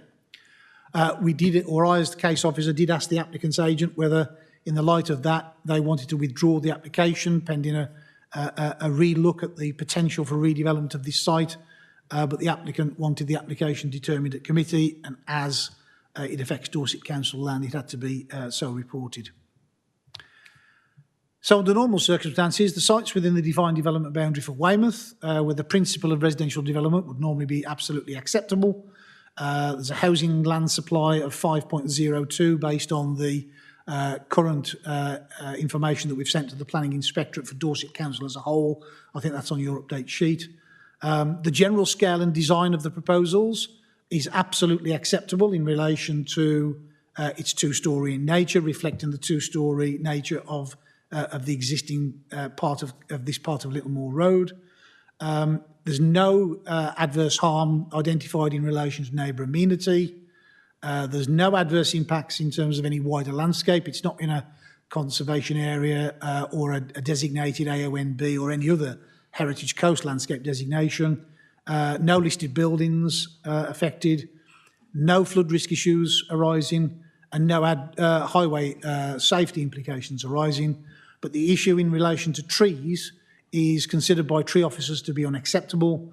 And just finally, our natural environment team, who are our ecology specialists, remain unsatisfied that issues to do with nature conservation have not yet been bottomed out. And although there's no formal requirement for an applicant to get a certificate of approval through our natural environment team, the fact that there is a process to go through which then would mean that nature conservation interests are effectively satisfied, having been overseen by our ecologist, hasn't taken place, and our ecologist officers are still not content that the proposal's satisfactory in relation to nature conservation matters. And for that reason, Chairman, there are two reasons for refusal as set out in the report, one about the adverse impact on protected trees and one about the issue in relation to ecology. Thank you. Thank you, Darren. Very clear and concise, I think. Right, moving to public speakers. First of all, we have Mr. Coyne, who I believe wishes to object to the application. Over to you, Mr. Coyne. You have 3 minutes. Please, thank you. I live at 530 Littlemore Road, and I've known the Spencer family for 35 years in 528. And sadly, the parents died and passed the property on to the daughters, to the children. Sorry, James, down to the children. And they are the ones who are putting forward this proposal. Looking at the houses, I think they are modest and a good size, not imposing, and in keeping with other houses locally. And added to that, they are well back off the road. And right, my concerns are with the change of the stables, because the stables were a stable, obviously, with no cavity wall, and but in order to make it into a living thing, presumably you have to have cavity wall, I imagine. But because it's actually touching and part of my building, it's only got a single brick wall. But if they put a cavity wall, that would help that. And if they could work out damp proofing and sound proofing, because as a musician, to have intrusive noise coming through the wall from next door would not be easy. But if they could actually ensure me that the cavity wall would be there and the damp proofing would be sorted and the sound insurance, sound insulation would put in there, I would be happy to approve that. Thank you very much for that. Now we move to the applicant, I believe, Charlotte Sibeth. Thank you. You've got 3 minutes. I'm Charlotte Sibeth, and I grew up in the house from the age of 7, so it's my family home. After our parents died, developers approached us, making it clear that the most profitable scheme was to demolish the house and rebuild many more houses on the land. However, our mission is to save the family home and the trees and gardens our parents planted from overdevelopment. We are determined that the main house will survive and that we retain as much of the natural biodiversity as possible. Sustainable development and protecting the natural environment are issues which we care deeply about. We could have felled all of the trees before submitting our application, as at the time there were no TPOs in place. But we didn't do this because we wanted to keep as many of the trees as we could. We were surprised when in June, well after the end of March deadline for tree inspections and midway through the planning process, TPOs were suddenly placed on Category B trees, some of which are fruit trees, planted in the 1980s by my father, sadly with limited remaining lifespans. The report does not address the planning balance. It does not weigh the benefits of the 2 proposed homes against the loss of trees with only very recent Category B TPOs, nor does it present the significant benefits of 2 additional family homes in a highly sustainable location. These benefits outweigh the perceived harm caused by the temporary loss of any trees. We are committed to using a high-quality landscaping scheme to further enhance the street view by replacing any trees on a like-for-like basis and introducing additional specimen trees. We would welcome this as a planning condition. Building just 2 homes will also benefit local small-scale builders. We want to retain the sylvan character of the area and uphold the lushness of the street scene. As such, we would be happy to revisit the access to protect the oak at the entrance to the property, which is prominent to the street scene. We will also explore appropriate surfacing where there might be an encroachment to root protection areas and would welcome an amended access as a planning condition to cover this. However, the second oak is very close to the existing house and will damage the foundations as it continues to grow. This tree does need to be removed, but a mature oak will be planted in an alternative location on the plot. Although the planning application was made before the change in net gain requirements, due to the value that we place upon the natural environment, we are keen to agree to a planning condition to deliver a 10% net gain. We are puzzled by the comments of NET with regard to bat access in the roof space in the main house. The ecological appraisal dated the 14th of the 8th, 23, states that no further works are planned for the main house and that existing bat access will in fact be enhanced.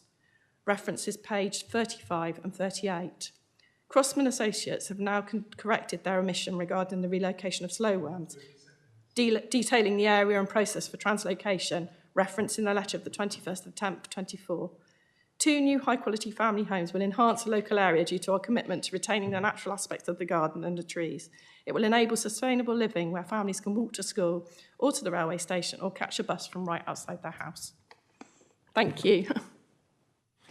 Thank you very much. You were spot on there. Darren, would you like to come back on anything that's been said, please?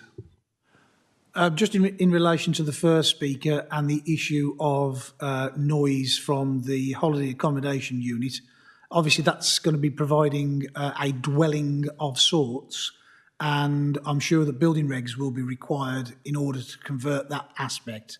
But if members were minded to recommend approval, it may well be a condition be required regarding a noise mitigation scheme to be submitted and approved. That's one potential way. In relation to the second speaker, I think members ought to be aware that there's been no pre-application discussion on this application. It came in quite cold. We are pushing pre-application as a way forward of trying to sort out planning issues. There are significant tree issues on here. The fact that we were alerted to this application and a consultation with the tree officers, bearing in mind that we're talking about a nature crisis, etc., our tree officers, together with the amenity value that they provide, have issued a tree preservation order. Works can take place in relation to those trees subject to an appropriate application under the TPO legislation being made. But we just feel that those 2 issues of nature conservation and tree impacts have not yet been satisfactorily addressed. The principle of, as I said, as part of my presentation, of new dwellings in this particular location is acceptable in principle. This is an issue that we've got detail in respect of these 2 issues, and I would welcome a further pre-application submission by an applicant seeking to overcome the issues that are raised in this report. Thank you for that, Darren. That's very, very helpful, I think, for members to be aware of that. Members, it's time for questions now to the planning officer, Councillor Weller. Thank you. Councillor Weller, Rodwell and Wyke in Weymouth. I think the applicant might just have actually answered my question, but I'd like a confirmation. This tree that is particularly significant, this is an oak. By the way, Darren, it's lovely to see you. It's an oak, I think you said. Do we have any idea how old that oak is? I don't have an answer to that question,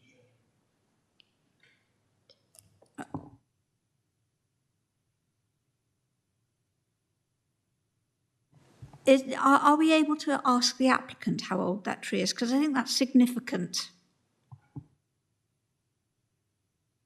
I wouldn't normally know, but in this case, I'll allow it if it will satisfy your mind there, Councillor Weller. Do you have any idea of how old this tree is? I do believe there was a suggestion that there was going to be one replanted, a mature oak replanted, should this one be removed. So I didn't know if that was mitigation enough for you, but I'll ask the question. Don't worry, I don't think it's going to be that material in terms of the decision. Thank you. Quickly, also got on screen is the Google aerial that we can see, and that's the tree there. I mean, it's a significant tree of significant years, is what I would say. Okay, thank you. Any more questions for the planning officer, please, from anybody? Okay, in that case, we can move to the debate. Who would like to be first?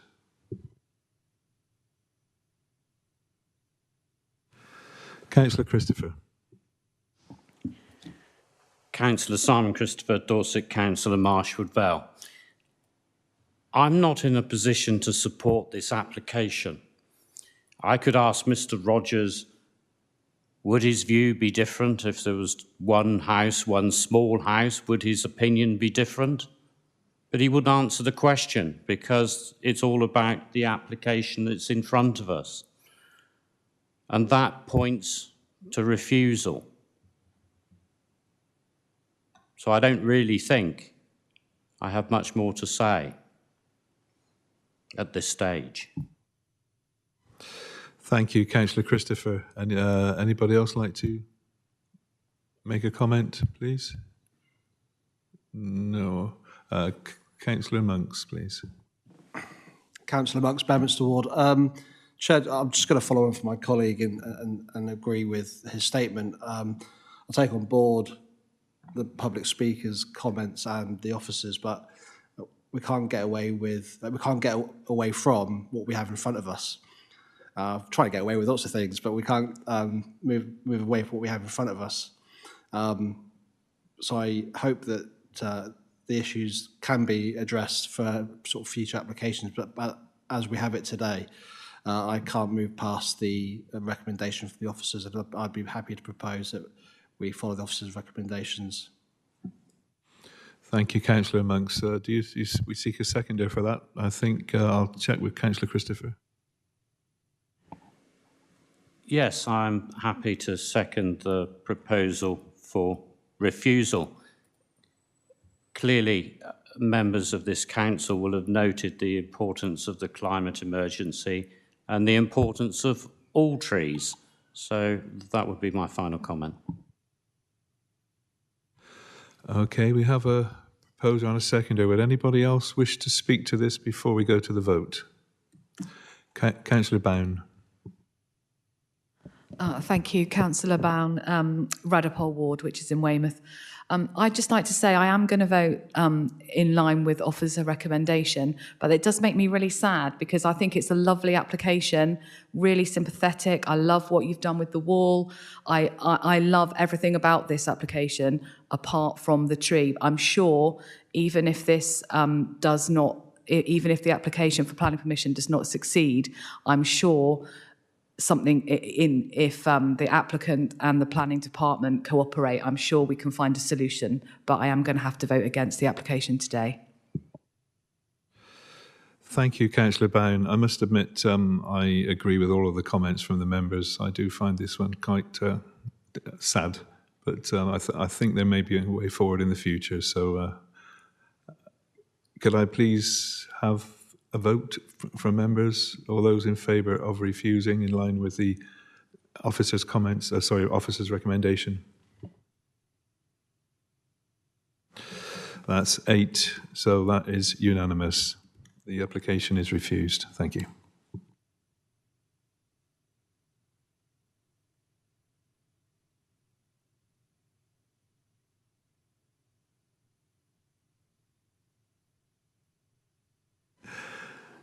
I think on this application, on 5D, we also have some people leaving and coming back in. So, Councillor Borden, are you going to speak as a ward member? You don't wish to speak as a ward member, do you?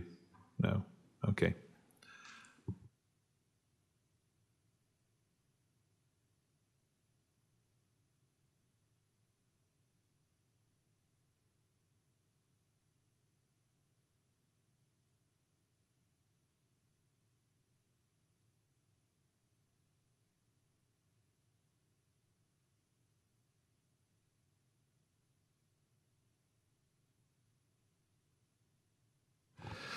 For the benefit of the members of the public, Councillor Northam has returned to the chamber and Councillor Borden has left the chamber. Thank you.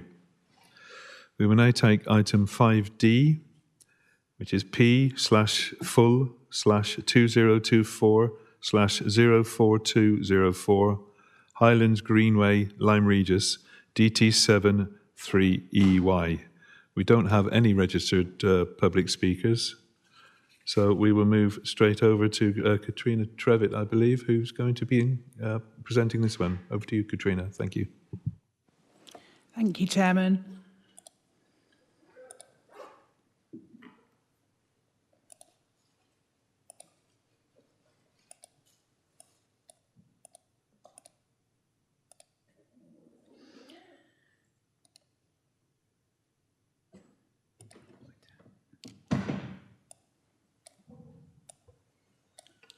So yes, sorry about that. This application relates to, bear with me a second. Oh, there we go. This application relates to the erection of a new dwelling with carport in the garden west of the property known as Highlands. The area of land has actually been severed off as its own plot, currently sitting to the west of the original house. And this application follows a previous consent which has been granted for outline planning permission. However, I'll explain a bit more about that in a moment. Site location is within the western area of Lyme Regis, just off of Sidmouth Road, access via Summers Road, and then it comes up to this dead-end cul-de-sac. You can see, having a look at this site location plan, they're quite generous plots, quite large houses that are within this area of Lyme Regis, and that the site is fully enclosed by private residences. And so essentially you can't actually see this application site from any public viewpoint unless you were to drive up Greenway and actually access the site itself. Here's an aerial view just showing you that kind of garden area that was to the west of the original host property here, which has been severed off and now completely fenced. And then here is the indicative site plan. Now, this was part of that outline consent that I've already mentioned. I think one of the concerns raised by local residents is that this scheme is actually resulting in a larger red line, which is why they haven't put in for a reserved matters application, because they can't obviously come off of that original outline consent if they're proposing a larger area to be developed. Or as part of that residential plot, essentially. So here was the previous red line. And essentially what they've done is they've now squared it off. And you'll see that when I move to the next one. And here you can see that the application site has been brought closer to Highlands. So essentially it's just a larger plot, but it still resembles the kind of plot, form and scale in that cul-de-sac area. So you'll see from this proposed site plan as well that they've gone for a splayed type dwelling. So yes, it does take up more space than what you would assume would obviously be given from a standard dwelling type. But what they've sought to do is splay the dwelling at ground floor level so that it limits the extent of first floor accommodation that's actually required as part of this dwelling. I think to kind of appease the neighbours and ensure that it's as inobtrusive as possible. Here's the ground floor plan. So essentially this is going to be a 3-bedroom dwelling with one of the bedrooms on ground floor, part of that splayed kind of split level approach to this, very modern. And then this is the first floor level with the remaining 2 bedrooms. And just going back to this point, I think there were comments also about external amenity area, again, using up 50% of the plot. However, we know from recent appeal decisions that external amenity space can be courtyarding, it can be balconies. It doesn't have to be your necessary traditional garden as such. However, there is still a significant amount of garden to be retained, particularly within that southeast corner, where there's obviously a lot of tree coverage and things, also within the southern boundary. And then you've got a cypress tree on the north boundary, which is also to be retained and protected. So here are the proposed elevations, which in black and white doesn't really give you much of a flavour. But if we move to the rendered images, you can then kind of see how that transforms in terms of those materials, the timber cladding, the composite windows, aluminium, the standing seam roof. Yes, there is a lot of glazing. That is to allow the wonderful views from this plot of land across Lyme Bay and over towards Charmouth. But they, you know, it's very much designed in that very modernist kind of approach. And here's just another rendered image looking from the kind of southeastern corner up to how that dwelling then sweeps around that northwestern corner of the plot. You can see, again, they've tried to limit that impact of height by having, I mean, it's kind of partially chalet bungalow style, really, trying to keep the rooms within the roof, essentially, rather than them building up again, blocking views for neighbours that are behind. So again, more elevations, and then just to show you the side elevations going through, you can see that form of the building, the use of blue lias stone, which is very traditional for the Lyme area. And then here's a section through. Now, having met with neighbours, I've met with all three of these properties on Blue Waters Drive, and I've also been to the Red House, which is on the southern boundary of the site, because obviously there are a lot of concerns in terms of overbearing, loss of light. I would argue that this scheme is very well distanced from neighbours. This is kind of proved in point by the section plan drawings. You can see the distances we're kind of talking about in terms of this. You can also see how the topography kind of plays in line with how they've designed that dwelling, so it sits into that slope and again isn't overbearingly high and overbearing on those neighbours, particularly to that western side.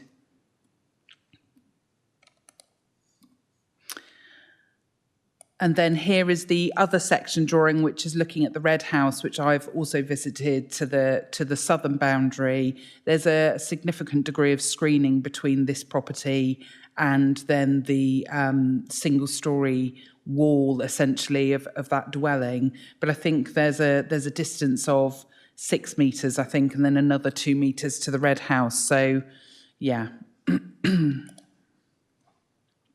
Here's just some examples of modernist architecture within the locality. This one is at the top of Somers Road here.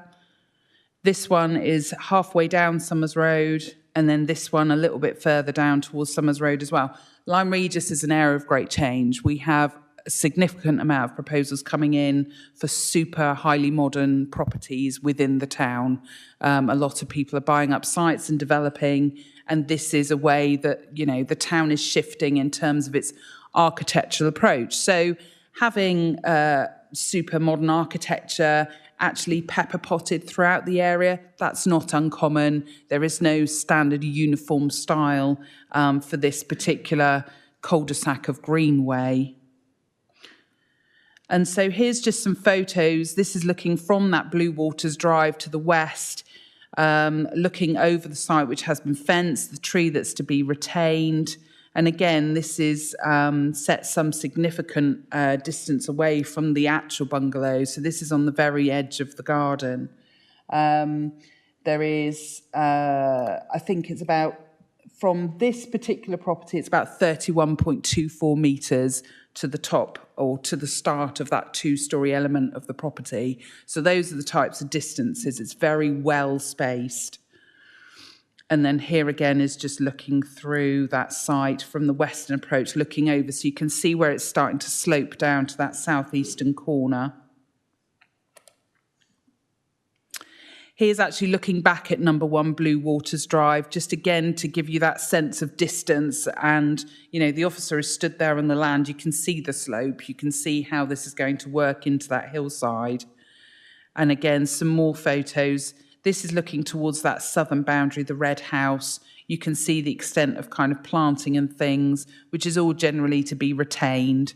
There hasn't been any updated arboricultural information with this scheme because there are, with the extra piece of land that's been incorporated as part of the red line, the tree coverage doesn't extend any further, essentially. So there was no need to actually survey the rest of the land, given there was nothing there to survey.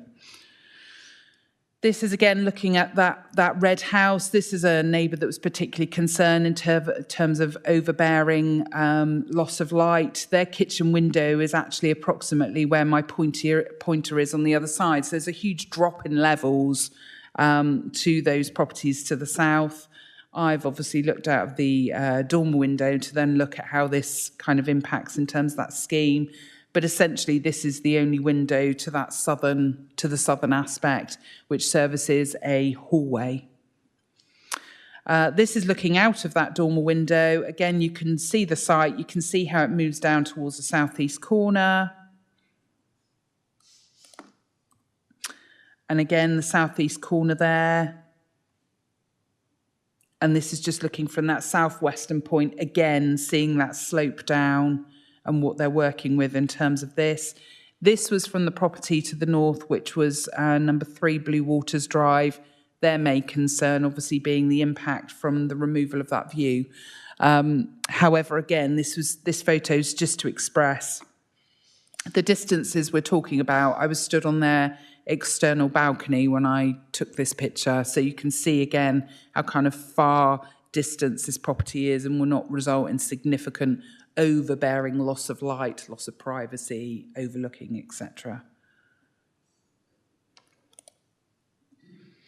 So the key considerations, principle of development, there is the fallback position secured under that 2021 outline permission, which was approved in 2022, so that's still live, and they could submit reserve matters approval to secure the final design of the dwelling. So the principle is there, it's just to agree the scale, siting, appearance, landscaping. The scale, design and impact on local character, as I've said, it's already varied, and it won't be significantly prominent in public views. However, we actually feel it's well designed, so there wouldn't be any harm if it could be viewed. It's part of a very mixed area in terms of architectural style, with some modern styles in there already. In terms of amenity, I hope I've showed to you that actually it's well spaced and distance from those from the neighbouring properties who were concerned in terms of that. Highways impact, safety, access, parking, all acceptable. There will be adequate parking provided on site with suitable access and turning space. They have the space to be able to provide that, essentially. Flood risk and drainage. There is, whilst this application site isn't within high-risk flood area, it's also not within a high-risk land instability area, which I'll move on to in a minute. There has been some evidence of some localised flooding. Essentially, a lot of water seems to circumnavigate the site and go along the boundaries, having all of this pointed out by the neighbours. And I think that the site acts as a little bit of a sponge in terms of that surface water, which then carries on down Sidmouth Road, but then down to the town centre. We are very much aware of this in terms of wanting to secure a surface water drainage scheme, and we would ensure by condition when reviewing those details that the greenfield runoff would be obviously not more significant. We would try and alleviate some of this concern for the neighbours in terms of the water runoff, particularly when there's sudden downpours. So these are things that we would work out with our flood risk team, and obviously as a pre-commencement condition, they would not be able to commence development until those details have been fully worked out. In terms of coastal erosion, land instability, like I said, it's within the lowest zone. There's no concerns in terms of that, so we would seek that any surface water is piped away from the site so it doesn't soak in and then cause instability issues elsewhere and lower down. terms of ecology, they've submitted a biodiversity plan, which is all agreed. They're obviously seeking to retain some of the soft landscaping and trees that are on site currently at the moment. So we will put that in place through condition. And then I've just mentioned about impact on trees ahead of myself.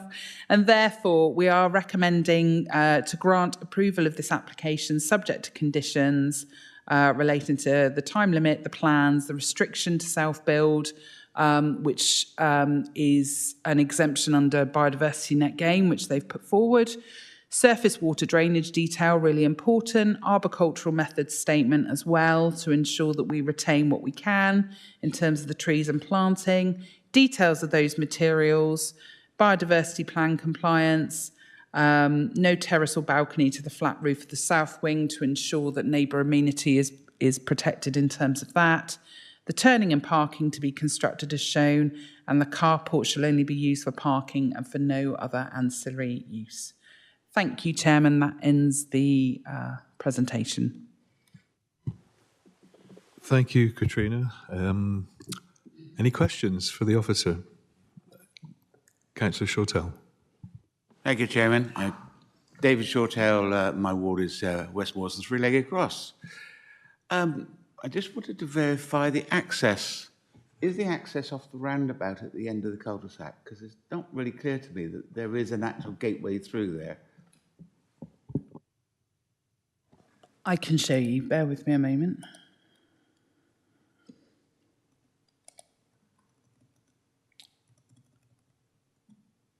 So basically, this is the access here. You can see the gap in the fencing here.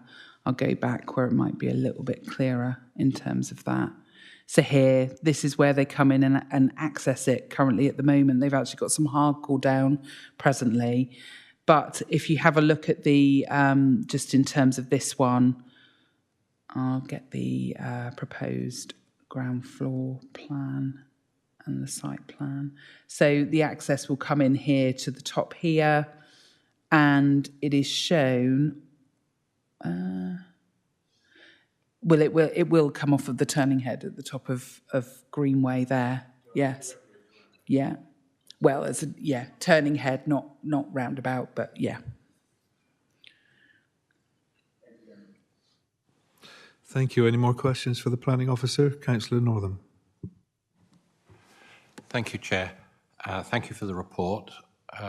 It's an interesting looking building, and I'd like to ask whether the applicant has looked at the Dorset Council's Planning in a Climate Emergency policy document, which has been published in the last year or two. That has quite a considerable section on the handling of rainwater and grey water and sewage water and the desire to deal with that on site rather than just put it into the system. Has that aspect been addressed by the applicant?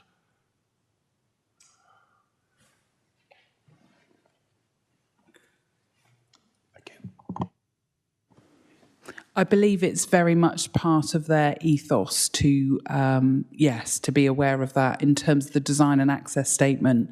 They've particularly addressed in terms of climate issues and ensuring, so for example, like the materials will be locally sourced. They're using blue lyre stone from Lyme Regis. There's obviously the reliance also with building control in terms of thermal efficiency and ensuring that actually that the build is as sustainable as possibly can be. In terms of particular reference to that document, I haven't seen that actually mentioned in terms of the proposal.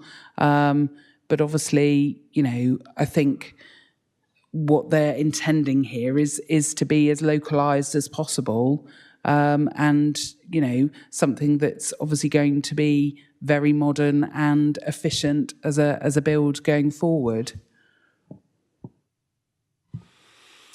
Thank you, Katrina. Are you happy with that, Councillor Northam? The answer was no, and given the effort that's gone into the application, I would commend the paper that was put out by Dorset Council as something which can help address some of these issues, because it seems to relate to the issues that most of the neighbours have talked about, and there's actually quite considerable guidance in there. Whether that should be included as a condition we'll come to later, but maybe not. The trouble with the Dorset Council document is it's purely advisory. Thank you for that, Councillor Northam. Councillor Christopher, please.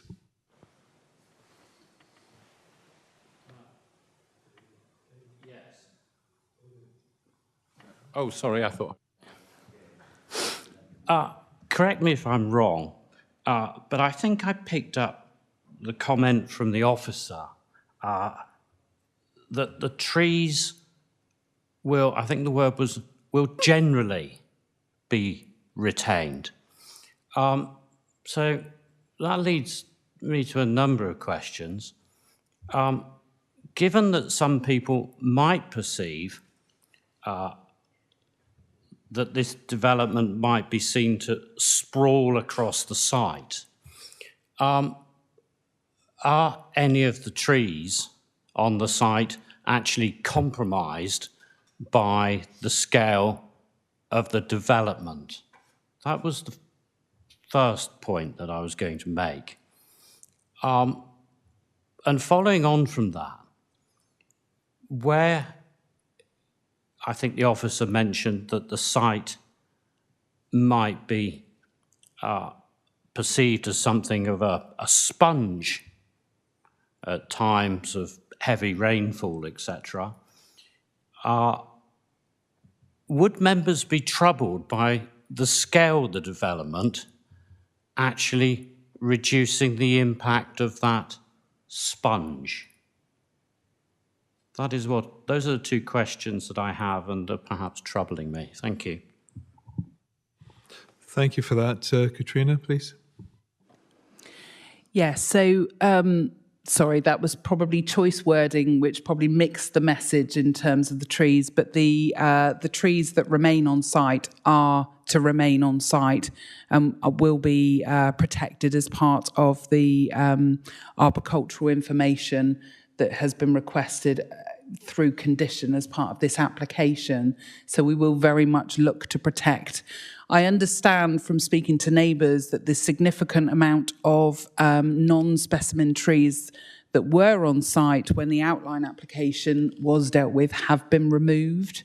And so I think basically they have cleared the site as much as it can, because the trees that have been retained are the ones that were noted to be of, good specimen, and we should seek to retain them. So in answer to that, the trees that are on site, one is very much on the northern boundary, one is very much on the southern boundary.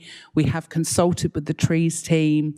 They've raised no objections in terms of proximity of the new dwelling to either of those specimens and the generalised kind of ornamental planting on the southern boundary. So therefore, obviously that's why we've put forward for support of the application, knowing that those trees are to be retained, and we will seek to ensure those measures are put forward through condition. So that answers the tree issue. In terms of what I said about the site being a sponge, that's yet to be proven. That's just an observation from neighbours who have obviously taken photos and shown some of the surface water that runs off of the site. It seems quite practical that that's probably the answer, given that, this is a sloping site. It's sloping into that southeast corner. And when you've got neighbours that are submitting photos showing the water, that's the obvious pattern of direction for that water going through. However, again, this is where we have control by the use of the surface water drainage strategy condition, because we will be evaluating water collection on site. We'll be understanding how that's draining, where that's moving, the volumes that pass through, and ensuring that, we can mitigate any impact from the dwelling and the increased hard surface areas as possible. I mean, The only other thing I think for committee to note is that, you know, a very standard dwelling could be erected on this site, and there would be no control or very limited control in terms of some of the hard surfacing that could be put in under permitted development rights. So that's another thing that could be, you know, borne in mind. However, we are very meticulous when it comes to resolving these flooding issues, and we also have an outline consent that did not seek to approve surface water drainage details. So actually, you know, we have control through this application to try and alleviate that situation. Thank you. Thank you, Katrina. Councillor Christopher.